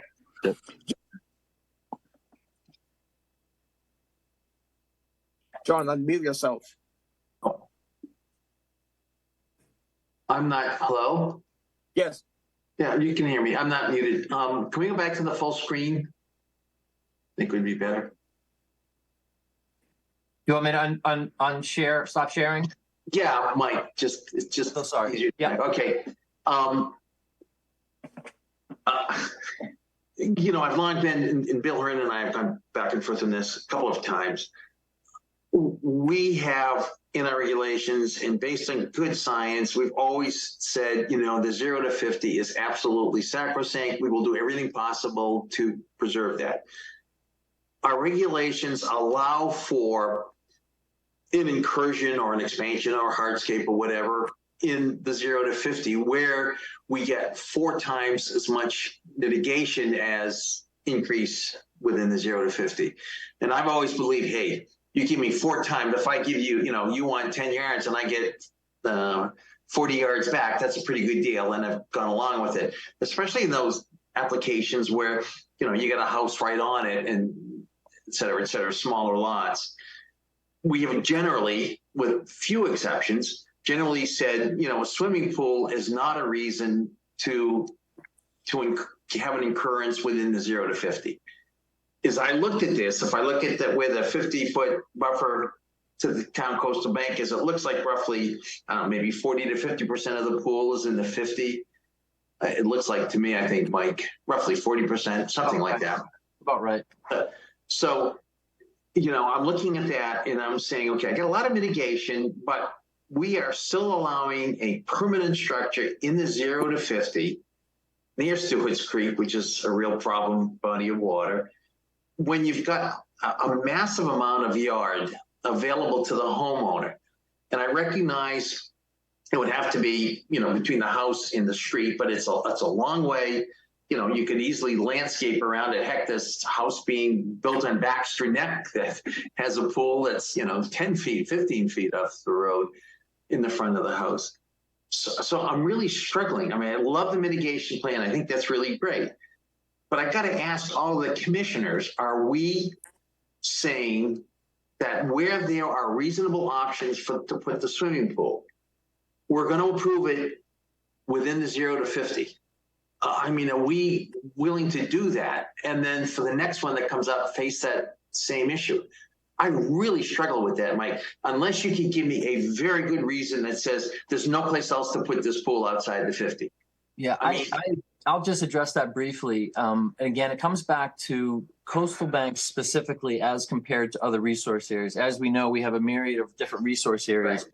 The studies that, for instance, and I'm not going to pretend to say that I've read all of these studies, but my understanding is that particularly the one that Audubon has done, when these studies talk about proximity of impact to resource areas, they're usually, and I'm making an assumption here, that they're talking about wetland systems that are as an example, a BVW, a salt marsh, systems that have a strong wildlife habitat function.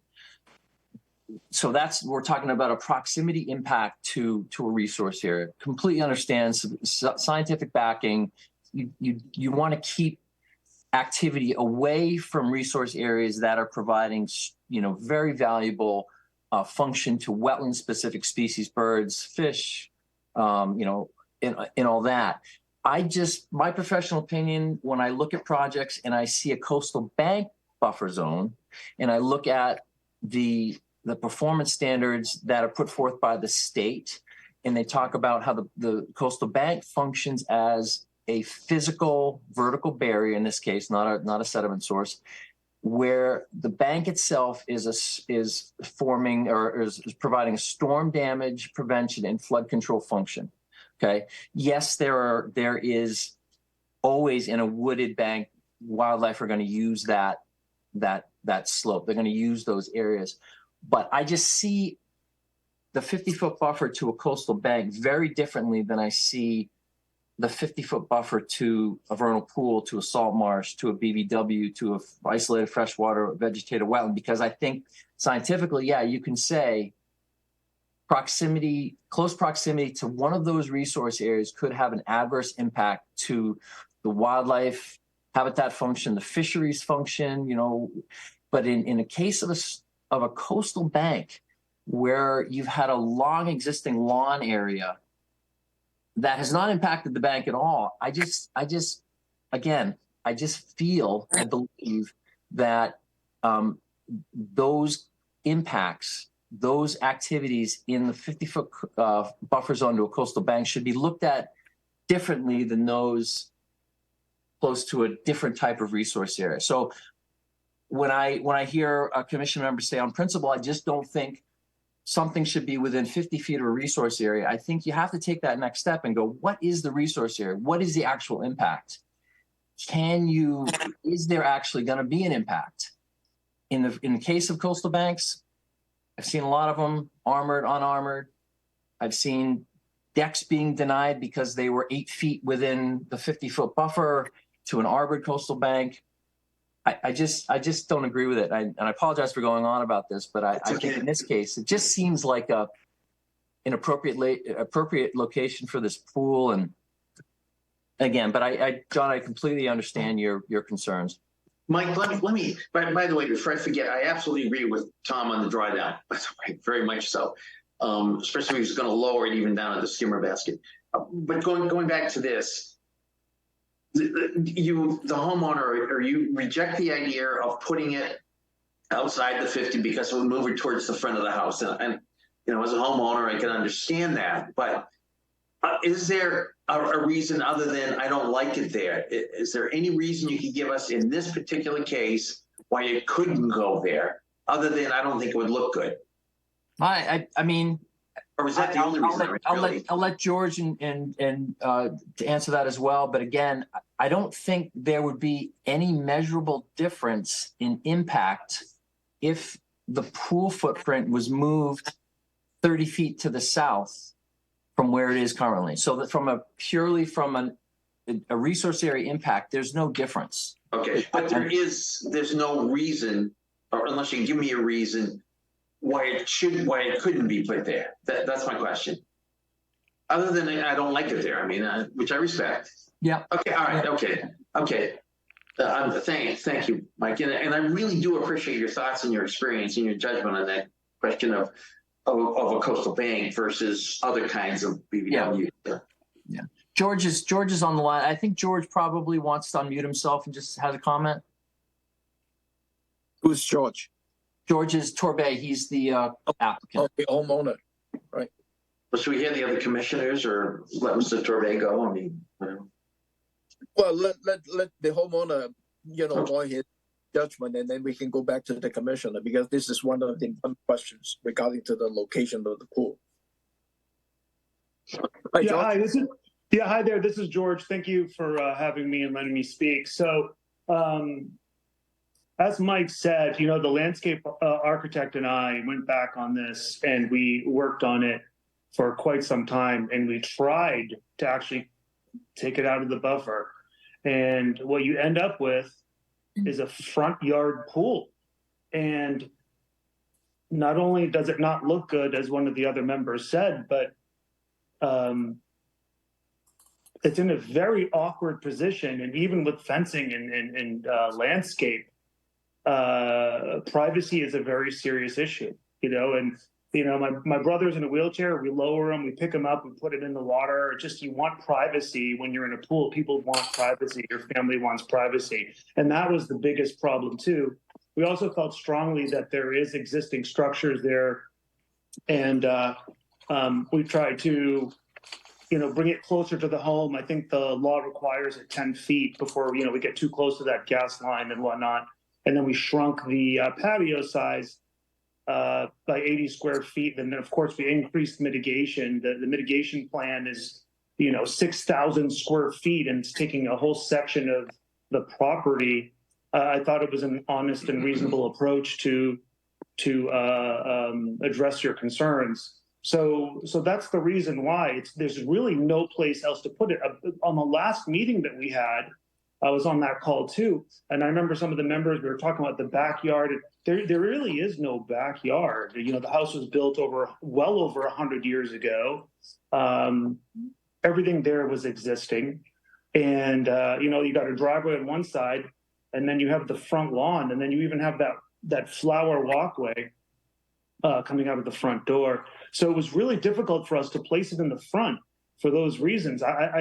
We explored it, we tried it, and you know, it just didn't seem appropriate to put a pool in the front yard. Let me just say, I can understand what you're saying. I really do. I appreciate it. Thank you. Thanks, George. Luis? I just want to get back, first of all, to something that the consultant that Mike keeps saying, and that is that he doesn't feel that given the condition, let's see, my interpretation is, given the condition of the coastal bank, it really isn't going to make a difference having the pool inside the 50-foot buffer to that resource area. And I also think about the coastal bank as a resource, not just in terms of protecting against erosion and storm damage, but also that 50-foot buffer to the coastal bank. Also, I believe, and Mike, you have lots more education and experience in this area than I do.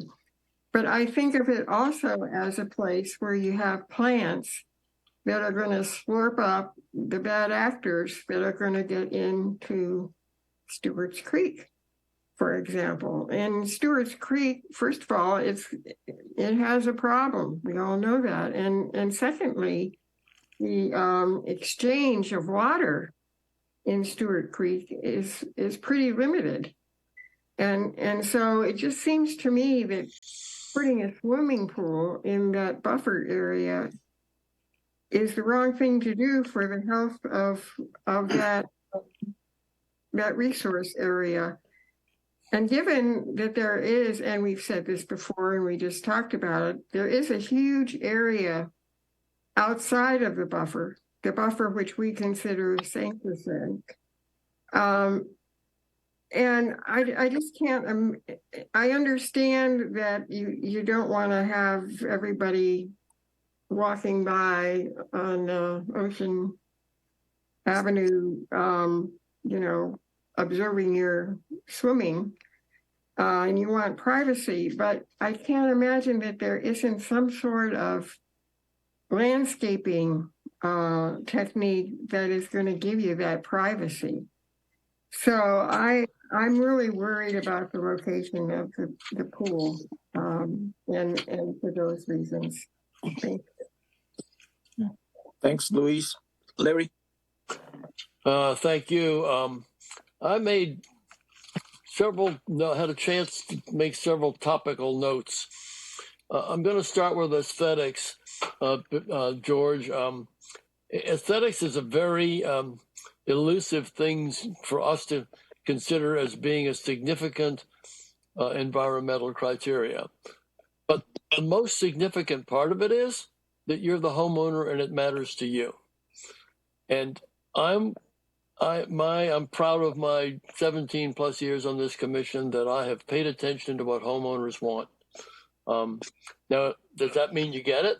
Well, not automatically, but in this particular case, I went by there several times. I used to live right behind there over on Studley, so I'm familiar with the area. And there's a pretty good supply of shrubs on the street, but you're not looking for shrubs to block you. You're looking just for some sort of protection, which the trees afford and the house itself affords. The other issue, some of the other issues that we have done, we call it site specific, but it really is place to place. From one property to another, there can be a coastal bank, a vegetated wetland, some other level of environmental zoning, if you want to call it that. In this particular case, that property was built, as you say, a long time ago, and you have that front yard, which I think is a significant part of your property, just like it is. And in that sense, you want to save it, and I agree with you. So I have trained myself to be respectful and informed about the 50. But Mike Ball just gave what I thought was the most rational explanation of why the 50 isn't always as sacrosanct as it might be perceived by other people.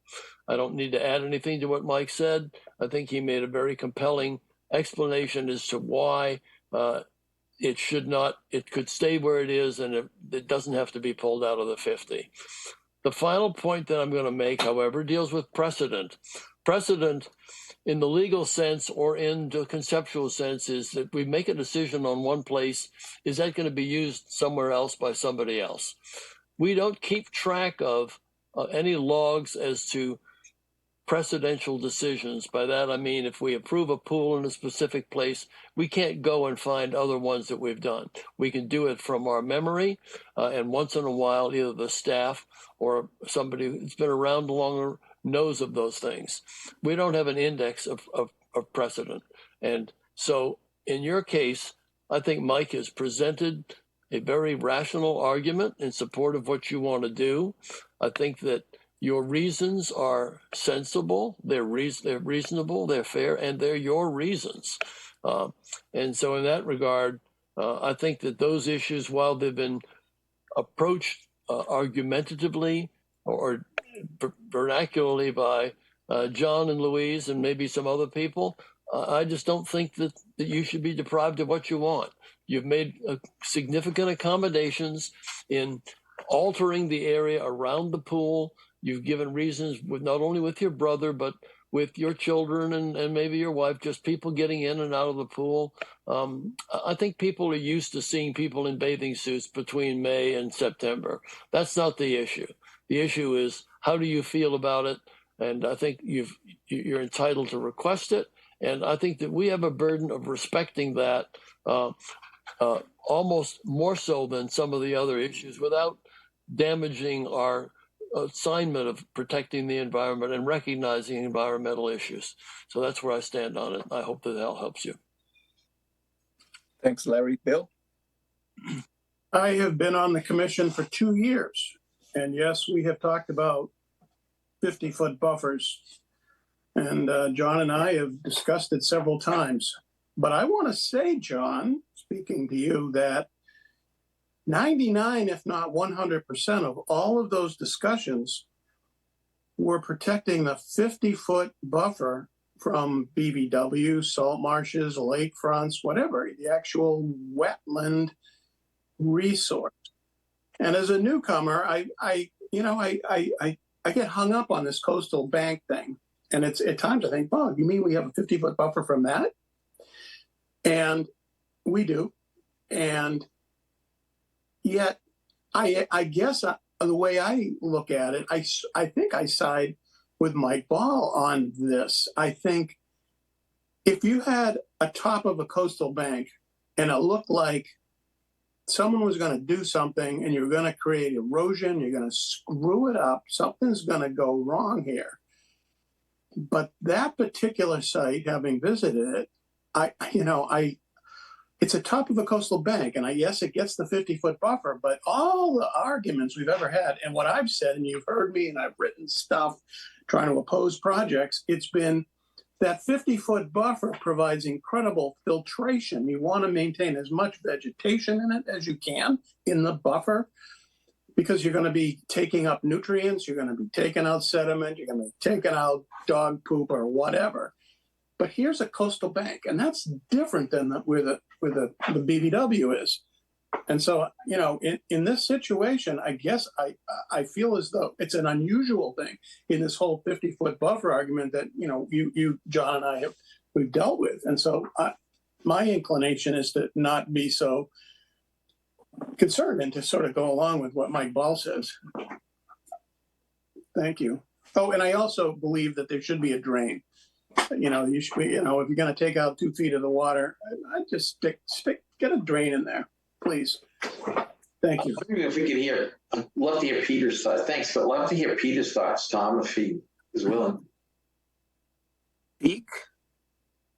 Okay, so I'm on the spot. I'm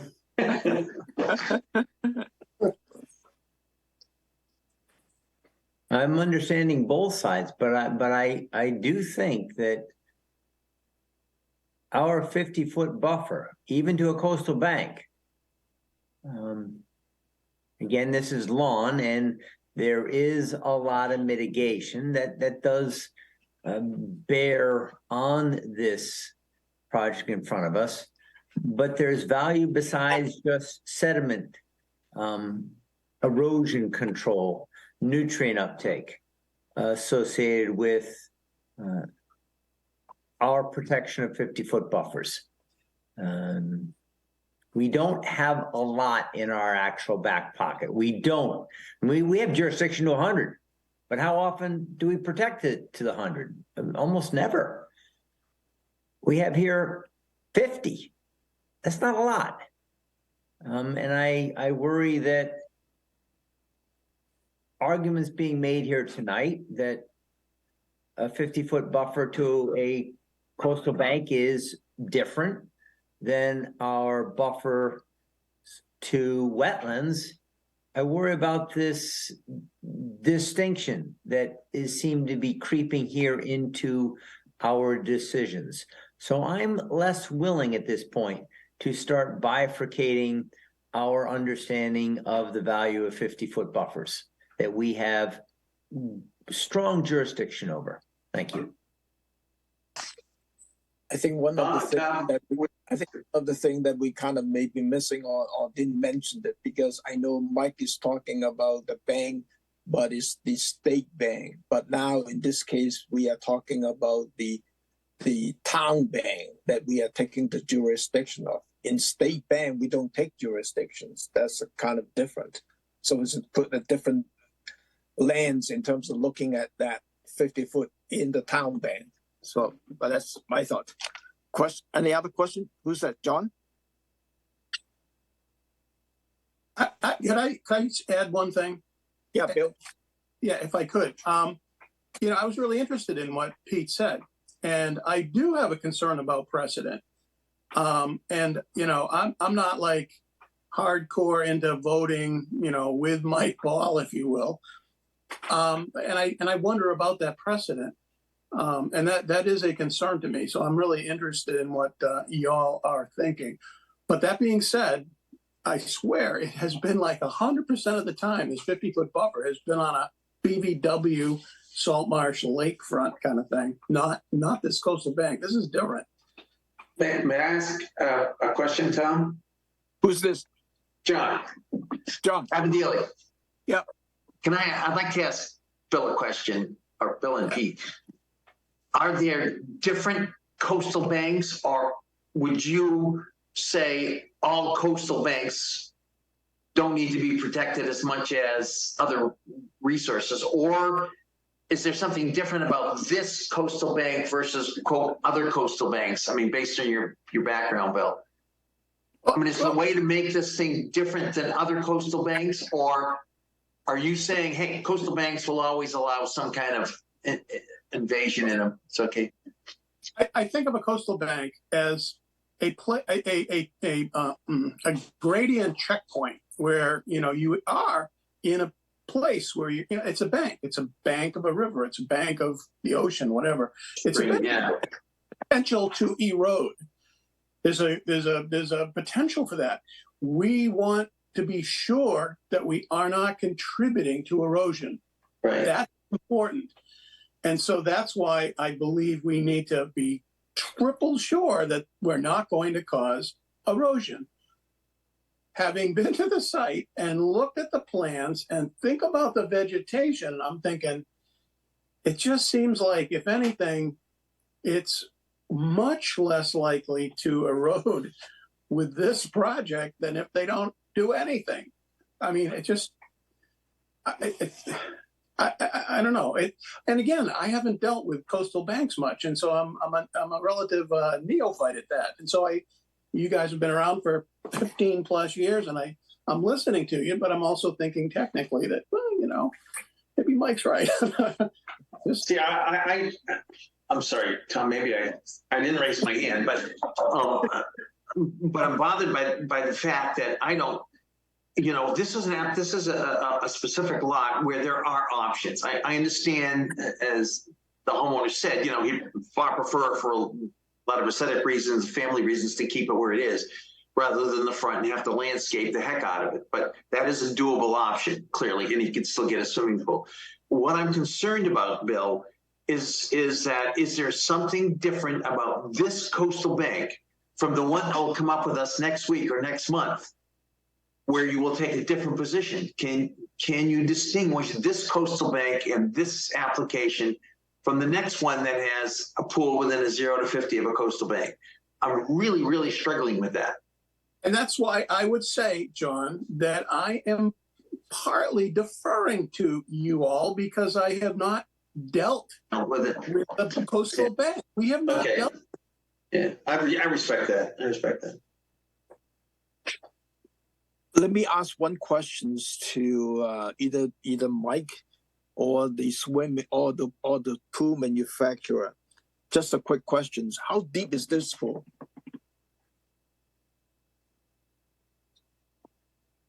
The pool is 5'8", so it goes from 3.6 to 5'8". How many gallons of water in it? Let me get right back to you. Let me just pull that up on my sheet here. 1 second. It was 5 at one level and then gradually slide to 6, about 6 feet deep. Yeah, 3.6 to 5'8". Okay. Larry? Thank you. I have been trained, not just on the commission, but for years of other things, that there are options, and that if you've got, in this particular case, let's say we have 5 different resource areas. Each area has its own characteristics. It's got its own performance standards. It's got its own variations within various and the locations where it is applies. This is what we're dealing with in this particular case.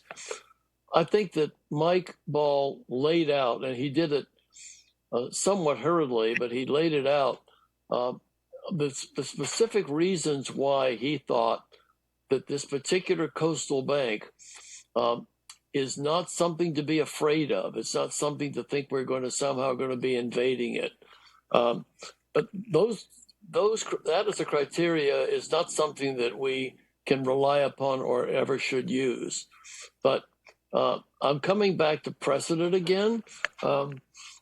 We've had boardwalk precedent. We've had different peer precedents, all sorts of things. But there's no record that we keep of that, that I know of. But I think that and I'm coming back to the fact that I'm reminded what Scott has told me many times about what Bob Smith used to do, saying our job is not to defeat or reject an application. Our job is to condition it if we need to.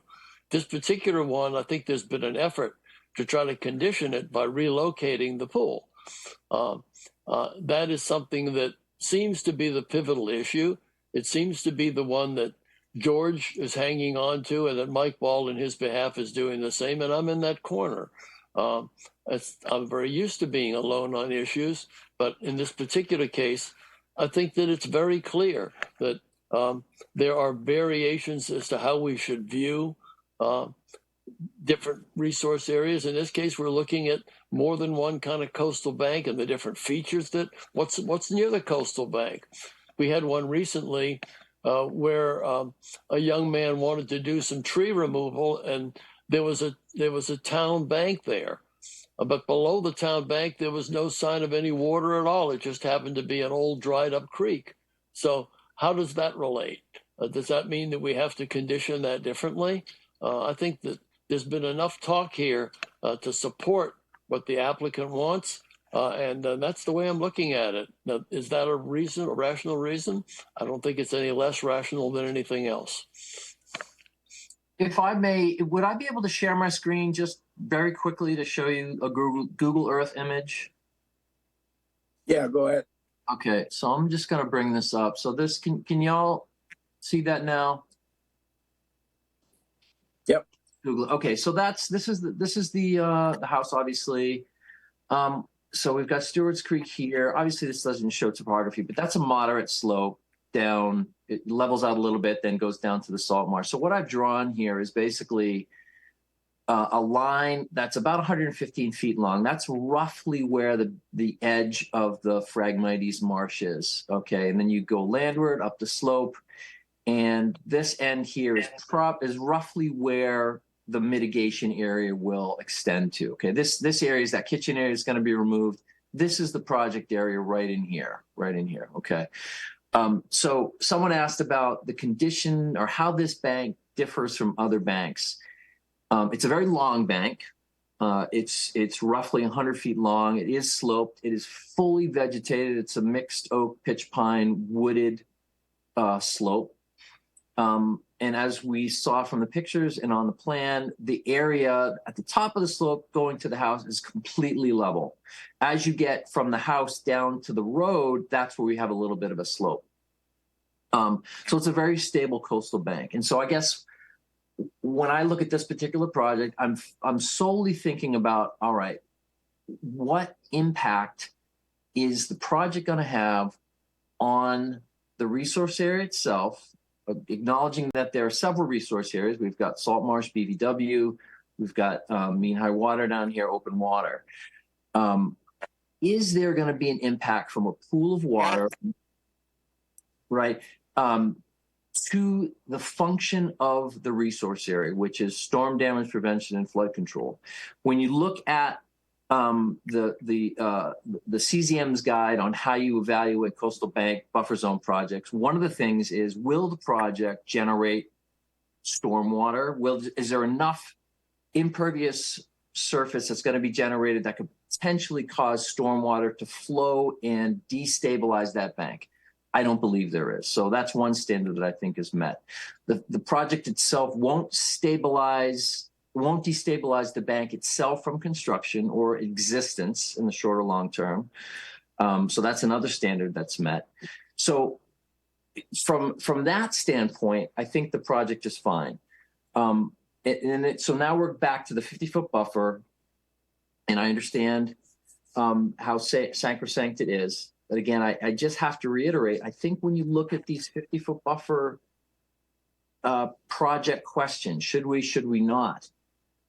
You have to consider the function of the resource area itself. And I see such a stable and large slope, such a large wooded coastal bank. There's absolutely no way that this project would adversely impact that bank.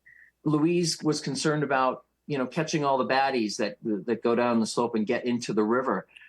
I'm not sure how this bank could be any better at doing such a thing. And we're actually adding vegetation to that buffer zone, right? And actually a lot of vegetation as we get closer to the road. Perhaps I'm rambling here a little bit. I'll stop right there. But I thought this was a telling image showing just how long and how large this actual resource area is, and how small this project footprint is.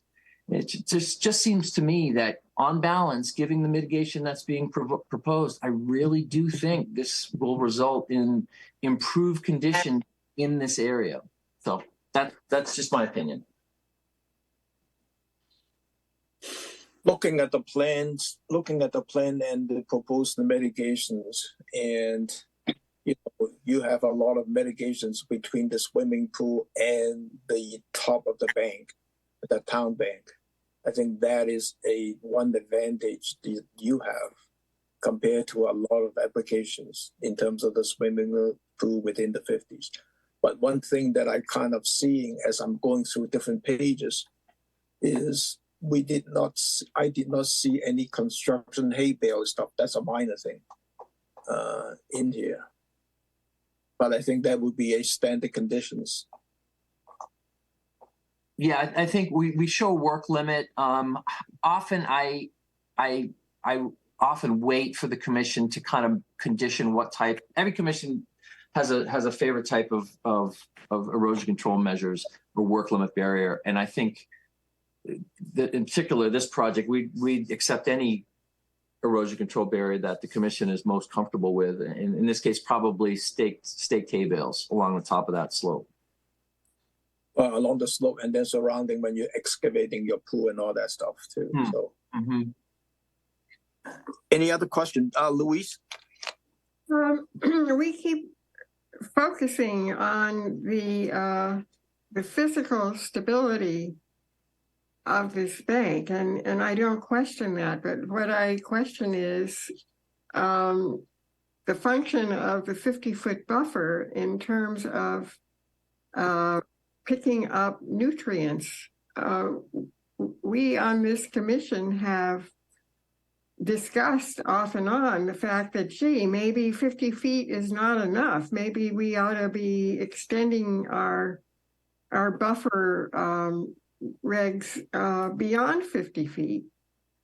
So, I think, yes, the impact on wetlands is very different than the impact of buffers at the top of a coastal bank. But I still feel it's really important, especially given the fragility that the Stewart's Creek is in right now, and the lack of, the attempt to increase the flushing of that system, which is now very limited, giving up the benefit of the 50-foot buffer in terms of slurping up nutrients is the wrong direction to go, especially given that there is so much space on that property that I think could accommodate a pool that would not be impacting as much in terms of nutrients escaping. And also with the thinking that fences and very, very tall bushes and other tools could afford the privacy that the folks who use that pool want to have. So that's why I'm concerned about the location of the pool. Mr. Chairman, if I can just address her question about nutrients, I see it as an opportunity to reduce nutrients in proximity to the river, because we would be removing roughly 6,000 square feet of open lawn area, which presumably would be fertilized a few times a year. I hope not, if it's in the buffer. If we're putting mitigation that is to be planted and untouched and unmanaged, And replacing lawn with mitigation area, that's a reduction in potential nutrient input to a property in proximity to a river. So that, I get it. It goes back to, the benefit of mitigation. That's why we have mitigation in the form of native plantings. It's to reduce lawn reclaim buffer zone. In this case, it's not insignificant. And you go back to nutrients and slurping up the existing 50-foot. That 50-foot buffer currently is not slurping up much at all. It's lawn. And I just see by adding native vegetation to bolster the width of that buffer zone, that's actually adding features that will help attenuate nutrient input to the river. That's how I see it. Yeah. Maybe we'd like to attenuate it even more. I understand. I respect that. Absolutely. I think we discussed this a lot of times in here. Let's wrap this up here. Channel 18, any public comment on this? Seeing none. Let me try this motion and see how we go from here. Could I have a motion to approve this project subject to receipt of a revised plan showing the drawdown pool and the hay bale line for the constructions during the constructions? I think we need the annual report for the 3 years term for the mitigation planting. Darcy, right? Yes, that is correct. Thank you. Is that it? What about the motions? What about the drain? I'd move it, but let's see what the second brings a further discussion.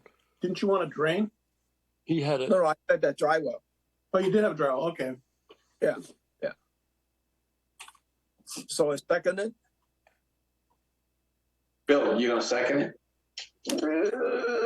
I'm afraid. Do we have a first? Who voted first? I did. Oh, you would.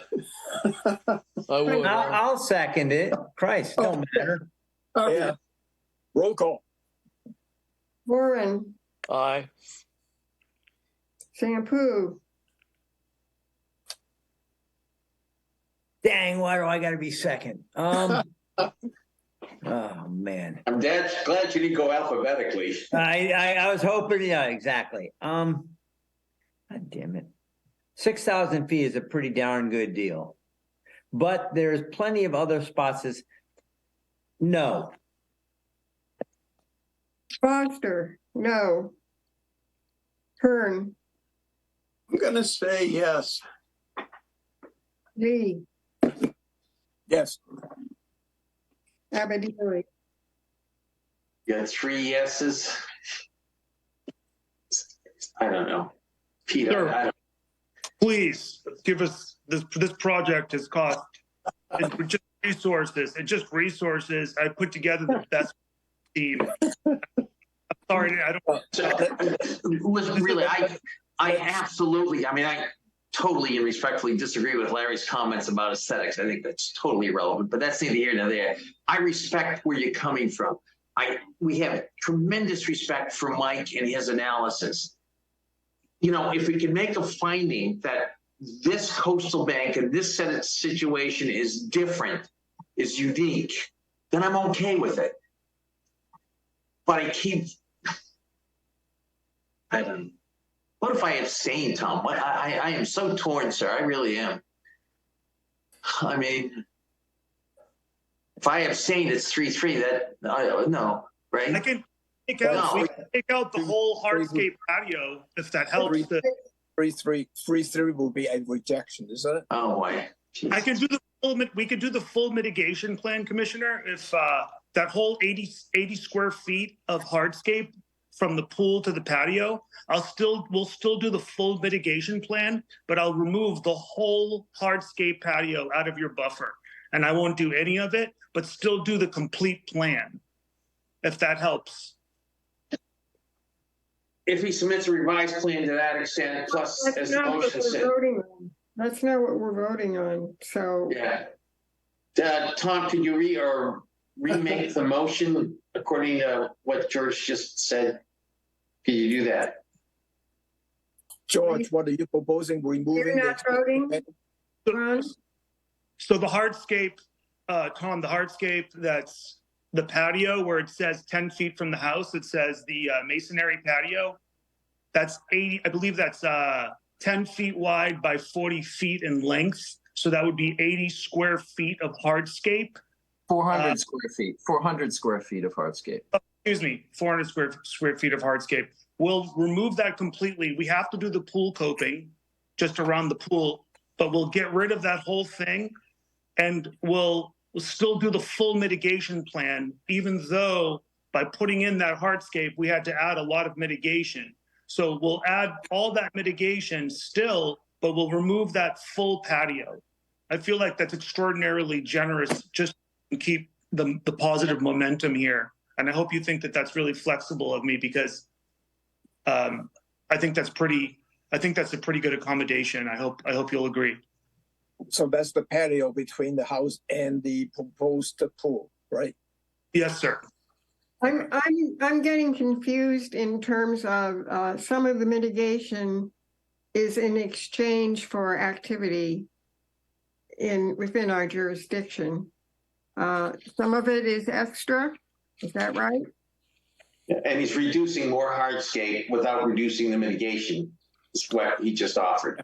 So how does that math all fall out? I mean, I object to having to make a decision with all these numbers floating around and things, you know. Well, the mitigation is, we need to maybe take a deep breath and continue this, because I think it's an important vote, and just to do this on the fly isn't appropriate. I don't want this to continue. Let's go with Mike. Bring something forward. I agree, Peter. Let me try this. Could I have a motion to approve this project subject to receipt of a revised plan, removing the proposed patio and adding a dry well and putting the hay bale line during the constructions for the swimming pool, and then the annual report for 3 years for the mitigation planting. And the inclusion of the original remediation area. Yeah. Correct. Right. Larry, make the motion. I just made them. Tom. I will endorse your motion. You expressed it, but I'll make the motion. I'll second it. Motion's been made and seconded. Roll call. Abadili. Oh, Jesus. Thanks, Foster. I'm going to vote aye. Okay. Kern. Aye.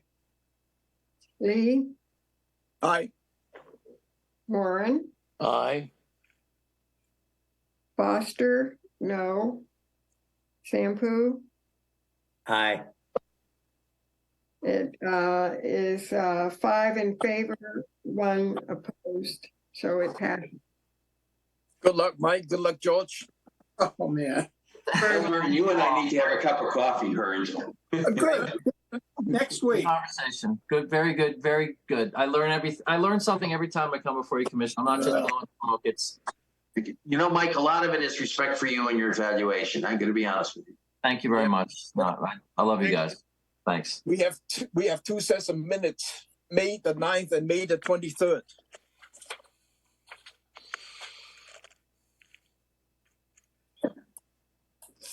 I move we accept the minutes.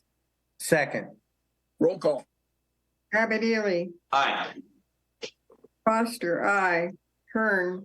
Aye. Lee. Aye. Warren. I vote yes on the 23rd of May and no on the 9th of May. Okay. Sampu. Aye. Okay. It's I don't know. It's in favor of. Yeah, I've lost your dates, Larry. For the May 9th is 5-1. Okay. And the May 23rd is 6-0. That's correct. Okay. Thank you. So our next hearing is a remote hearing at 3:00 on June 13th. Could I have a motion to adjourn? So moved. Second. Roll call. Shampoo, Aye. Warren, Me? yeah, you, I'm sorry, I didn't hear what, yeah, yes, of course. okay, Lee, Yes. Kern, Aye. Foster, I, Abedili, Aye. it's unanimous. We adjourn at 10:06.